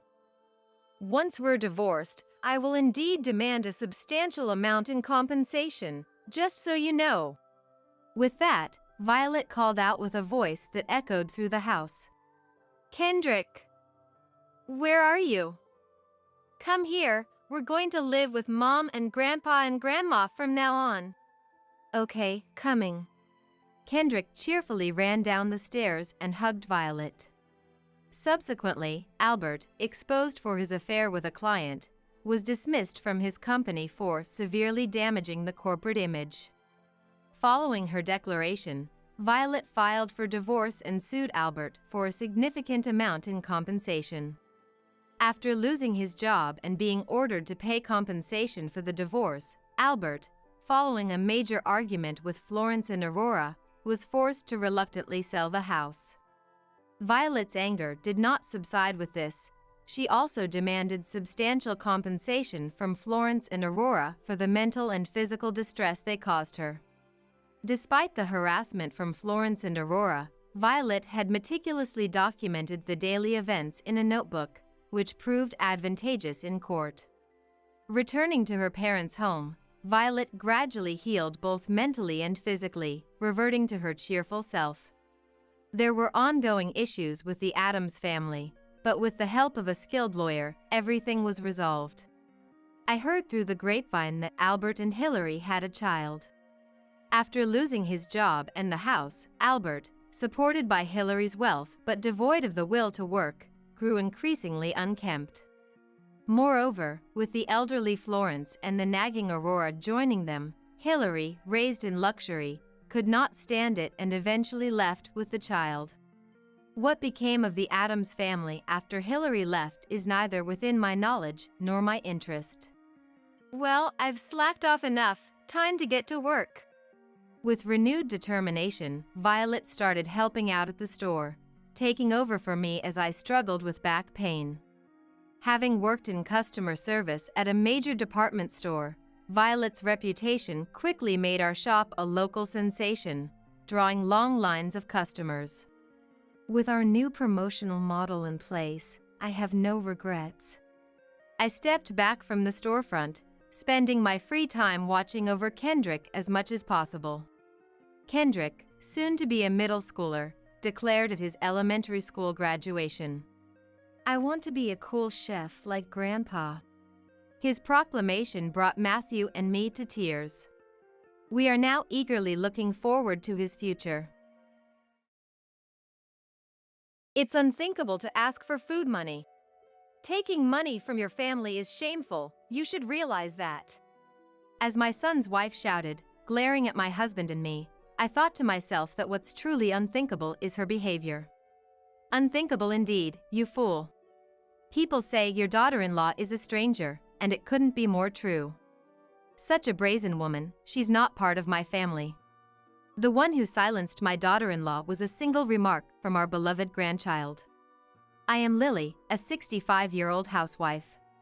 I've been married to my husband Thomas for 40 years. We have 2 sons, both of them have their own families now. My eldest son, Michael, lives nearby. He has an 8-year-old daughter, but we rarely see her due to her busy school schedule. However, the last person you want to see is often the one who shows up uninvited. Lily, do you have anything you don't need? I'll take it off your hands. The loud one at the front door is Michael's wife, Emma. I've disliked her ever since my son married her. Looking back, she was always a bit off. She boldly asked about my husband's salary and our savings. Emma, you shouldn't ask such things, even to family. It can upset people. I once said to her, in a lecturing tone. Eh? Why not? We're family. My parents tell me everything. Oh, by the way, they said they hardly have any savings. Seeing her laugh, I felt drained. Later, my younger son's wife said, Lily, I need to talk to you about my sister-in-law. The content was unbelievable. At that time, she was struggling to conceive and was undergoing treatment. Why don't you have kids? You should have them while you're young. It gets harder as you get older. Such meddling made her neurotic. Even when Michael scolded his wife, she showed no remorse. I was just giving advice as a mother, she defiantly claimed. But after successful treatment, a grandson was born to my younger son. Then, this time, Emma sent a message. Just because you had a boy doesn't mean he's the heir, right? My daughter is the first grandchild and the eldest son Michael's child. To the second son's wife soon after giving birth. This incident caused my younger son's family to move away, reducing our meetings to a few times a year. Children grow up watching their parents, and looking at Emma's parents, it might not be entirely false. My husband sighed deeply. Emma's parents, living in the countryside, were equally strange. Every year at Thanksgiving, we send gifts to those who've been kind to us, including Emma's parents. One year, I received a phone call from Emma's parents. Hello? I was taken aback. So, you know, the assortment of sweets and towels is fine, but we were thinking meat would be better, right? What is she talking about? It's the thought that counts, and besides, we've never received a Thanksgiving gift from Emma's parents. Yet, they had the audacity to say such things. I was hesitant, but when I told Michael about the call, he immediately scolded his wife. I should have told you what they like. Sorry. Next year, please send them their favorite things. I was stunned by her audacious response. Emma, that's not the point. We sent those gifts with love, but both my husband and I felt very offended. We never receive anything from your parents, so we'll refrain next year. We don't want to impose, I said and abruptly hung up the phone. Emma's causing friction in our family. She's odd, we should keep our distance. But contrary to my wishes, when my granddaughter Aria started elementary school, Michael's family moved close to our house. This house will be well taken care of by our family. Lily, you and your husband can comfortably move into a home for the elderly. When she said this with a smile, both my husband and I were speechless. In essence, she meant they wouldn't care for us but would take the house. We didn't expect care from them, especially not from Emma. But living nearby meant we'd frequent use the same supermarket. When I go shopping, there's an 80% chance I run into Emma. Oh? Lily, are you shopping too? What a coincidence, so am I. Emma says this, but I'm not a fool either. She must have seen me leaving our apartment for the supermarket. And her goal was clear, just one thing. These, I saw on TV. They were delicious. This is also recommended. And this too. She would unceremoniously add items to my shopping cart. I live with just my husband, we can't eat all of these. Even I put things back, she'd quickly return them to my cart, saying, "It's fine, I'll take them, don't worry about it." Fine for what? I thought, but with neighbors and friends working at the supermarket, I couldn't raise my voice. After I paid, she brazenly opened the packages as if they were her share and stuffed them into plastic bags, then into her own shopping bags. Even with a 10-pack of eggs, she'd say, "You can't eat all these, right? I'll take some." And open the pack herself. That finally made me angry. "I use eggs every day, it's okay. Please give them back. And this meat too, I'll freeze any leftovers." When I said this, Michael and Aria both love eggs. I want them to eat a lot. And meat too. But, Michael's salary has been cut recently. She showed a visibly downcast appearance. Looking at her shopping bag, it was mostly discounted items. Because of her loud voice, other shoppers looked at us strangely. On a day I didn't encounter her at the supermarket, a neighbor working there stopped me to say, "Can't you do something about your son's wife? Asking for more discounts, not listening when we say we don't put sale stickers on items in the cart." Her embarrassing behavior made me feel like my face was on fire. Give me a break. My head's going to explode. Most of my conversations with my eldest son Michael became about his wife. That weekend, Michael and his unusually serious-faced wife Emma came over. As soon as she entered the room, "Lily, I got too comfortable thinking we're family. I'm sorry for the trouble at the supermarket. I'll refrain from such embarrassing behavior from now on." Is this really the same woman? She seemed genuinely remorseful. I later learned from my son that they had a serious fight. He threatened divorce if there wasn't an improvement, which seemingly changed her attitude. Life was peaceful for a while. But people don't change that easily. After that, I felt awkward using the supermarket, so I started ordering groceries online. Then, my son's wife began bringing my granddaughter Aria to visit regularly. "Grandma, I drew this." She showed us a well-drawn picture. "Oh my. Aria, your colored pencils are quite short," I remarked. I want to buy her new pencils, but things are tough. "Sorry, Aria," Emma interjected. Seeing this, my husband took out his wallet. "Here, buy Aria some new pencils with this," and gave her a small amount of money. She continued visiting, saying Aria's shoes were too small or she needed new clothes, always appealing to us. Sometimes she'd boldly enter our kitchen and ask, "Do you have anything you don't need?" Hey, is Michael's company really struggling that much? And if life is so hard, why doesn't Emma work? She's been a housewife since marriage, at home during the day. My daughter-in-law, Emma, has been a housewife ever since she got married, and seen to be at home during the day.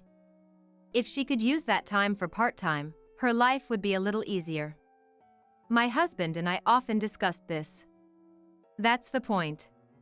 Then, out of the blue, my eldest son's family came over. "We're thinking of moving in here."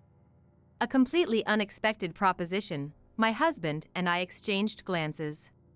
"Sorry to spring this on you, Dad, Mom." Emma suddenly started insisting on living together. "See, you got your way. Let's go home." My son tried to take her home, but she stubbornly refused, and it was getting nowhere.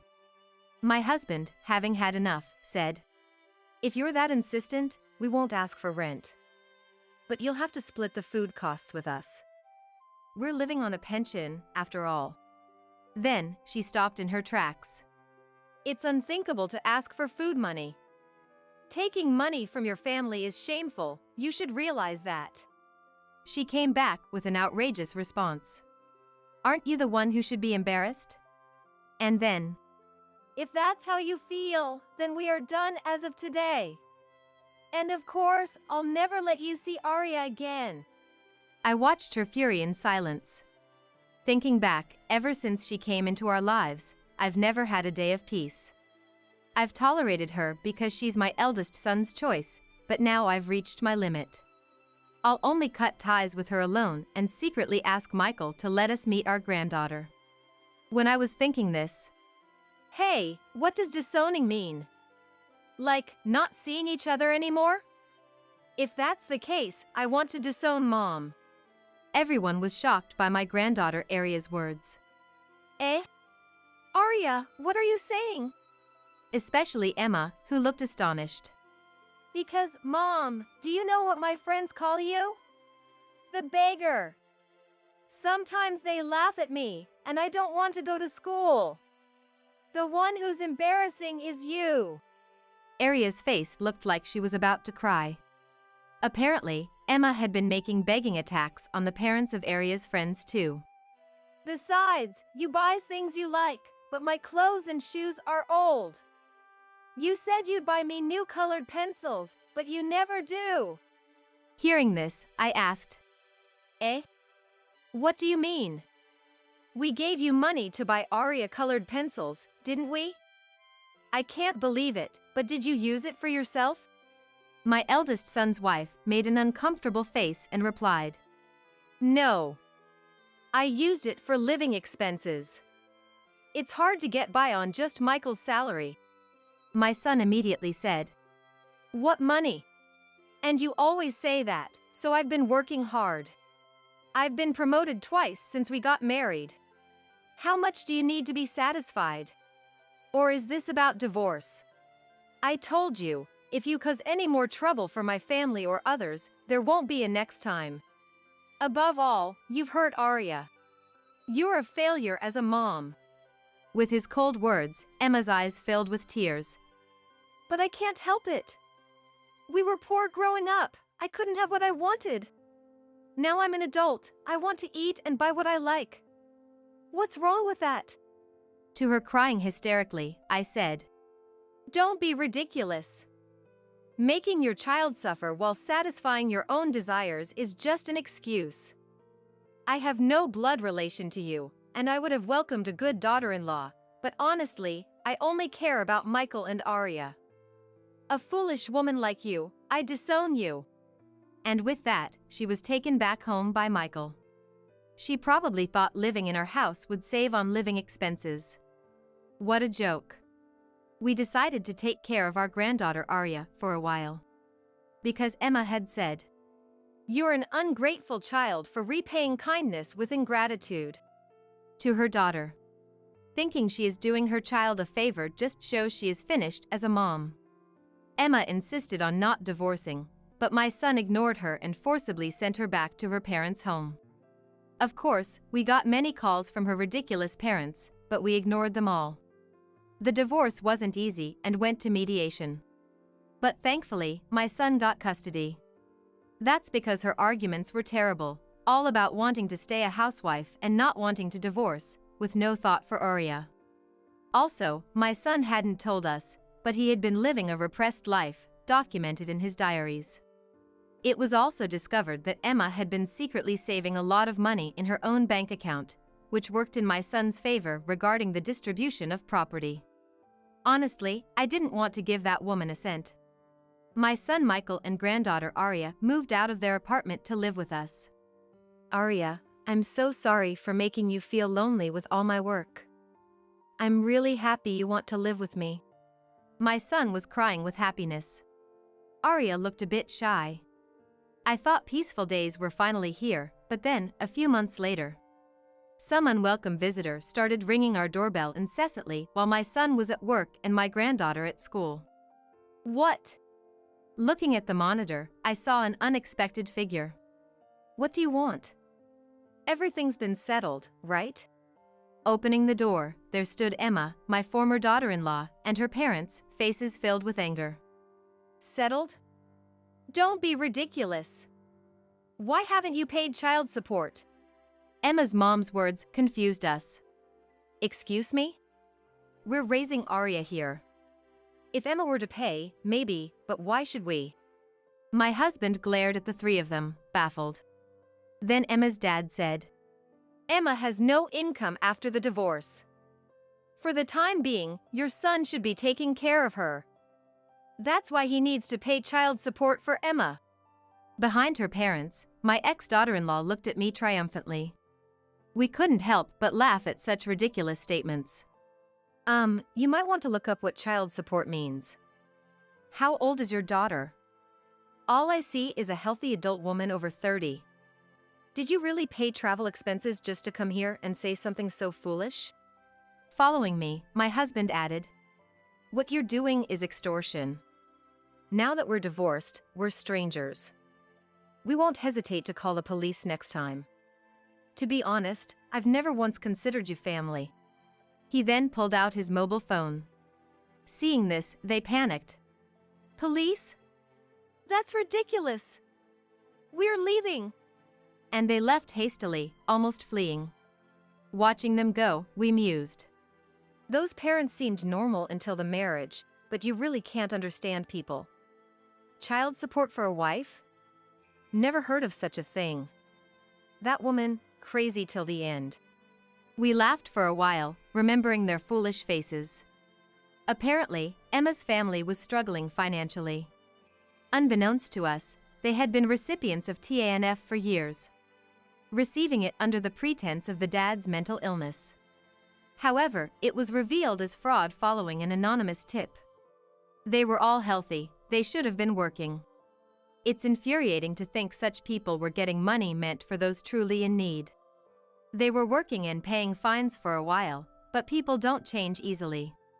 They were arrested for theft a few months later. They're strangers now, but I hope they continue to struggle. As for us, we've been living peacefully as if it was all a lie. Arya has brightened up and brings friends home more often. Furthermore, my younger son's family decided to move back here for his job transfer. I've been in touch with my daughter-in-law. Lily, please teach me cooking again. My son is thrilled that he'll get to see everyone more.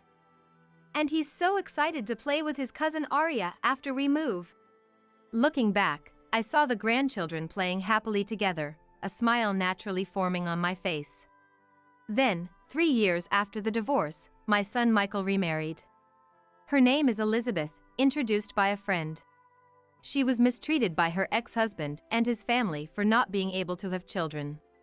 Elizabeth is kind and gentle, getting along well with my younger son's wife. Above all, I miss my grandchild Arya very much, and we prepare meals together. Arya shyly called me mom for the first time the other day. I thought I would never be able to be mom, so I was so happy. Elizabeth teared up as she told me. I gently patted her back. I'm truly happy that someone as kind-hearted as you became Michael's wife and Arya's mom. Thank you, Elizabeth. Soon, my son's family will move to a new home. Not too far from here. Michael and Arya had a hard time with his ex-wife, but with Elizabeth, they'll surely have peaceful days. My husband and I are planning to start a small garden when we're alone. It seems we'll be able to spend our old age in peace. Thinking about this, I savored our current happiness. Happy birthday! Make sure you eat it all. What was presented in front of me was a surprise birthday cake made by my mother-in-law, Kyla. It was extravagantly topped with whipped cream, so that the strawberries were buried under a mountain of it. The moment I saw it, I caught my breath. I've mentioned I'm allergic to dairy, haven't I? Oh, did you? It's fine. Your body will get used to it if you eat it. It's life-threatening for me. Haven't you been intentionally using allergens in your cooking? Stop complaining. Be grateful for what I've prepared. Kyla had always found reasons to summon my husband Alan and me to her house, eager to feed us her home cooking. However, the dishes she prepared were invariably made with dairy products, which I couldn't consume. Unable to eat much, I sipped tea while Kyla and Alan dined merrily, a situation that left me feeling frustrated. Yet, I endured without a frown. However, it was my birthday party she hosted that would lead to Kyla's misfortune. I'm Tiana, 30 years old. After dating for 2 years, Alan and I got married this summer. We had lived together for a year before our marriage, so life as newlyweds was not much different than before. But one thing had been bothering me since we started dating: Kyla's presence. She doted on her son Alan and seemed to want to be near him at all times. She frequently barged into our apartment where we lived together. If the relationship were good, it might have been natural to accept her, but our relationship was far from amicable. She always focused on Alan, interrupting my words and enjoying conversations with her son. Having never interacted with the parents of anyone I dated before, I questioned her behavior, thinking it was just how things were. But there were things that struck me as odd. "Tiana, let's go to the Great Smoky Mountains National Park for the long weekend next month." That sounds great. The foliage should be beautiful, and it's been a while since we last visited. That sounds fun. I want to come too. Then let's go, the three of us. Mom and us. Tiana, that's okay with you, right? Yeah, sure. Tiana, you're so kind. We need to pull it down on the calendar as soon as we get home. In this way, the intrusive Kyla would try to tag along on our trips. She suggested numerous hotels to stay at, and before I knew it, she and Alan were making plans together. Once the plan was set, "Tiana, could you handle the bookings?" she'd say, leaving the rest of the arrangements to me. And when it was time to depart for the trip, she wouldn't even take out her wallet for anything, from the travel expenses to meals and even souvenirs. At that time, Alan and I weren't officially married yet. "Can we split the cost? I'd do the same for your parents if they needed anything." When he said that, I couldn't object strongly, so I had no choice but to agree and pay. Despite the frustrations with Kyla, Alan was always kind to me, and we spent peaceful times together when it was just the two of us. So, when he proposed, I happily decided to marry him. However, even after our marriage, Kyla's behavior was something I couldn't ignore. On our days off, as we relaxed at home, Alan's mobile phone would ring. "Oh, Mom. It's you. Did you make too much food again? Okay, I'll ask Tiana." Putting the call on hold, Alan would ask me, "Mom's made too much for dinner, she's asking if we want to come." That's okay, right? Again? We just went through the same routine 3 days ago, visiting Kyla's house. And we've already been over there 8 times this month. Come on. It'll save you the trouble of cooking. I'll let her know we're coming. Wait. I didn't agree to this. I've already told her and hung up. Let's get ready and leave once you've changed. Invitations to dinner from Kyla were unnervingly frequent. In the past, she ran a cooking class and was a first-class cook, and even now, being alone after father-in-law passed away, she tended to make lavish feasts.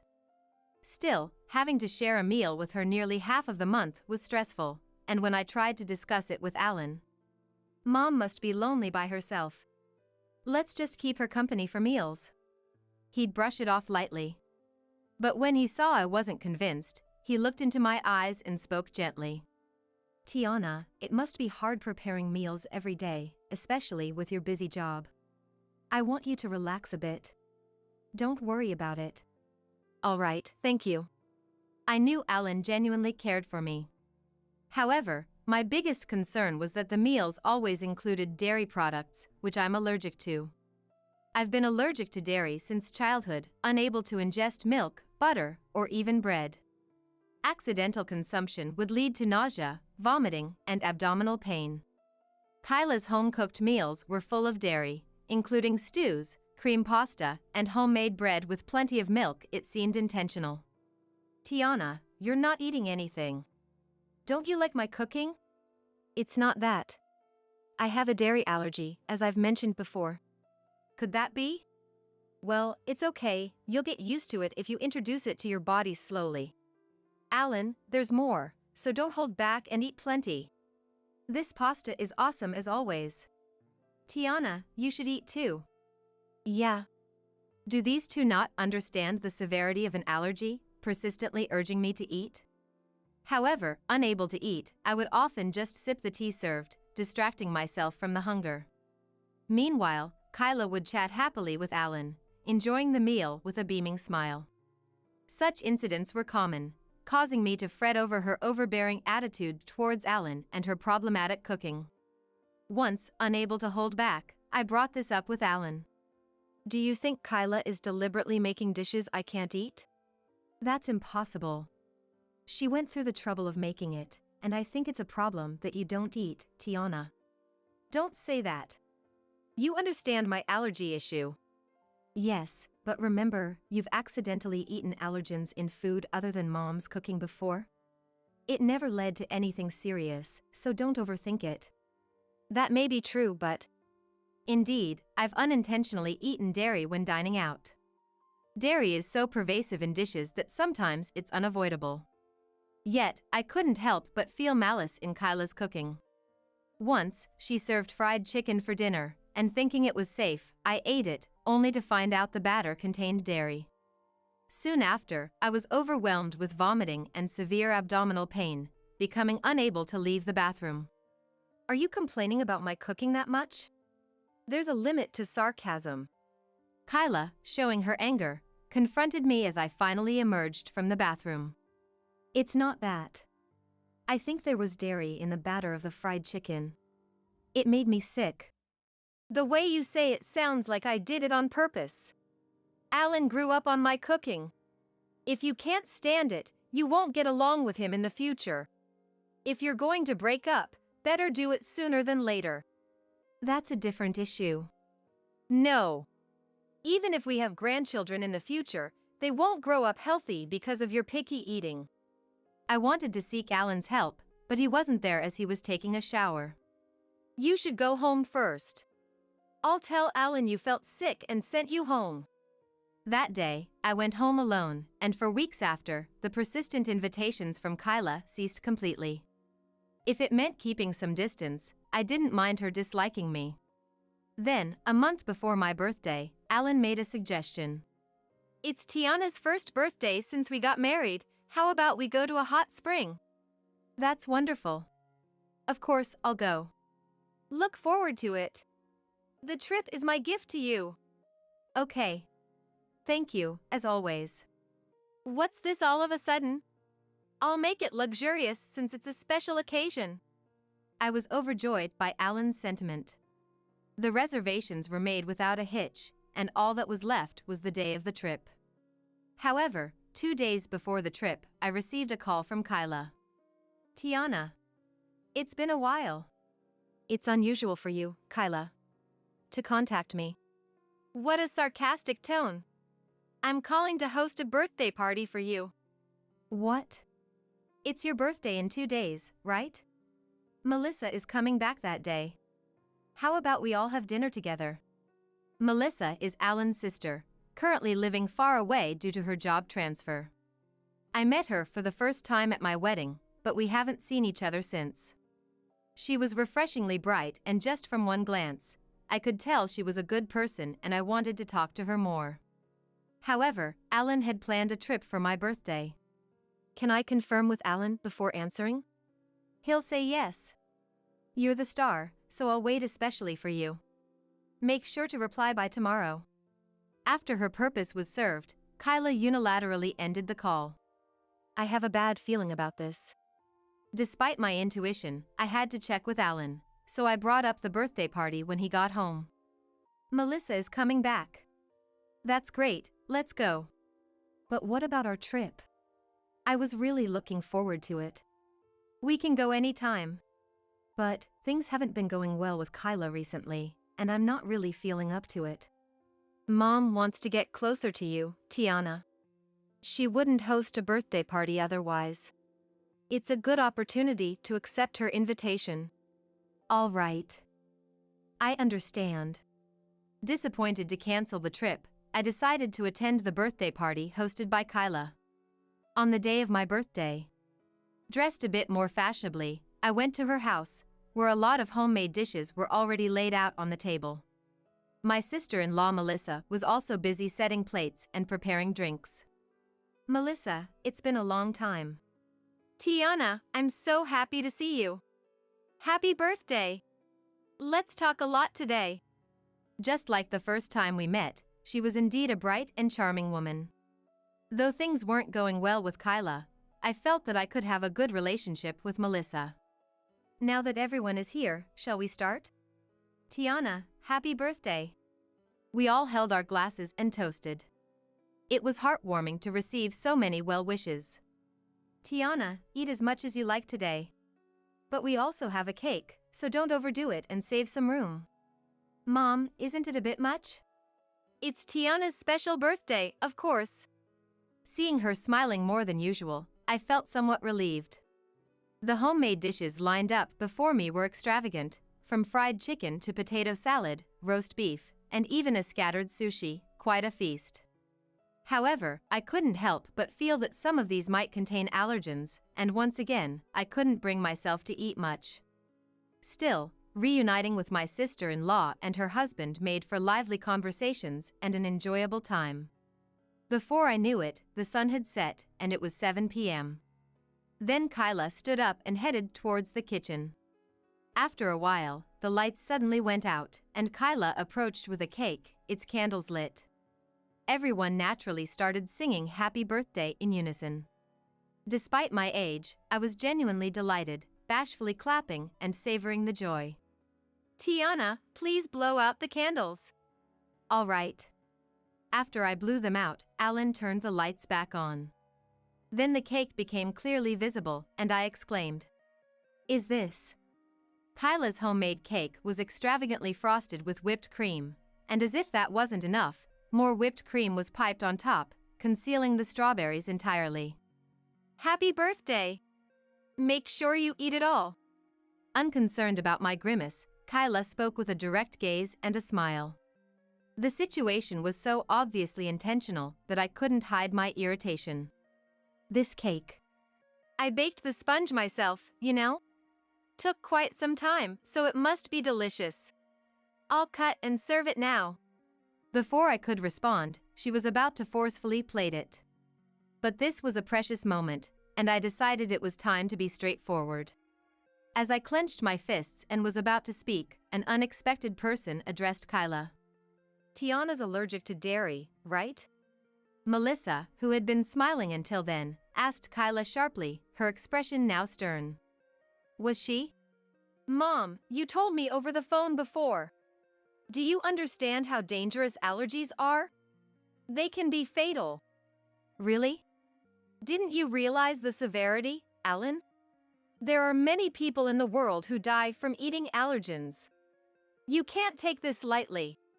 I was touched that Melissa came to my rescue when I was in trouble.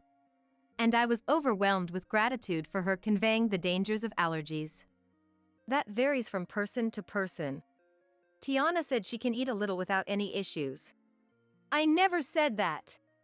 In fact, I've always stated I can't eat it." "Don't lie." "Fine. Everyone else can share the cake. If you don't like it, just watch enviously." Even after all this, Kyla refused to understand, and I was truly infuriated. Regardless, her plan was either to make me sick from eating the cake or to isolate me for not eating it. I was ready to retaliate forcefully, but once again, the situation took an unexpected turn. "Mom, enough already. Did you even listen to her?" "What's gotten into you, Alan? This is nothing new." "Don't joke around. This is life-threatening.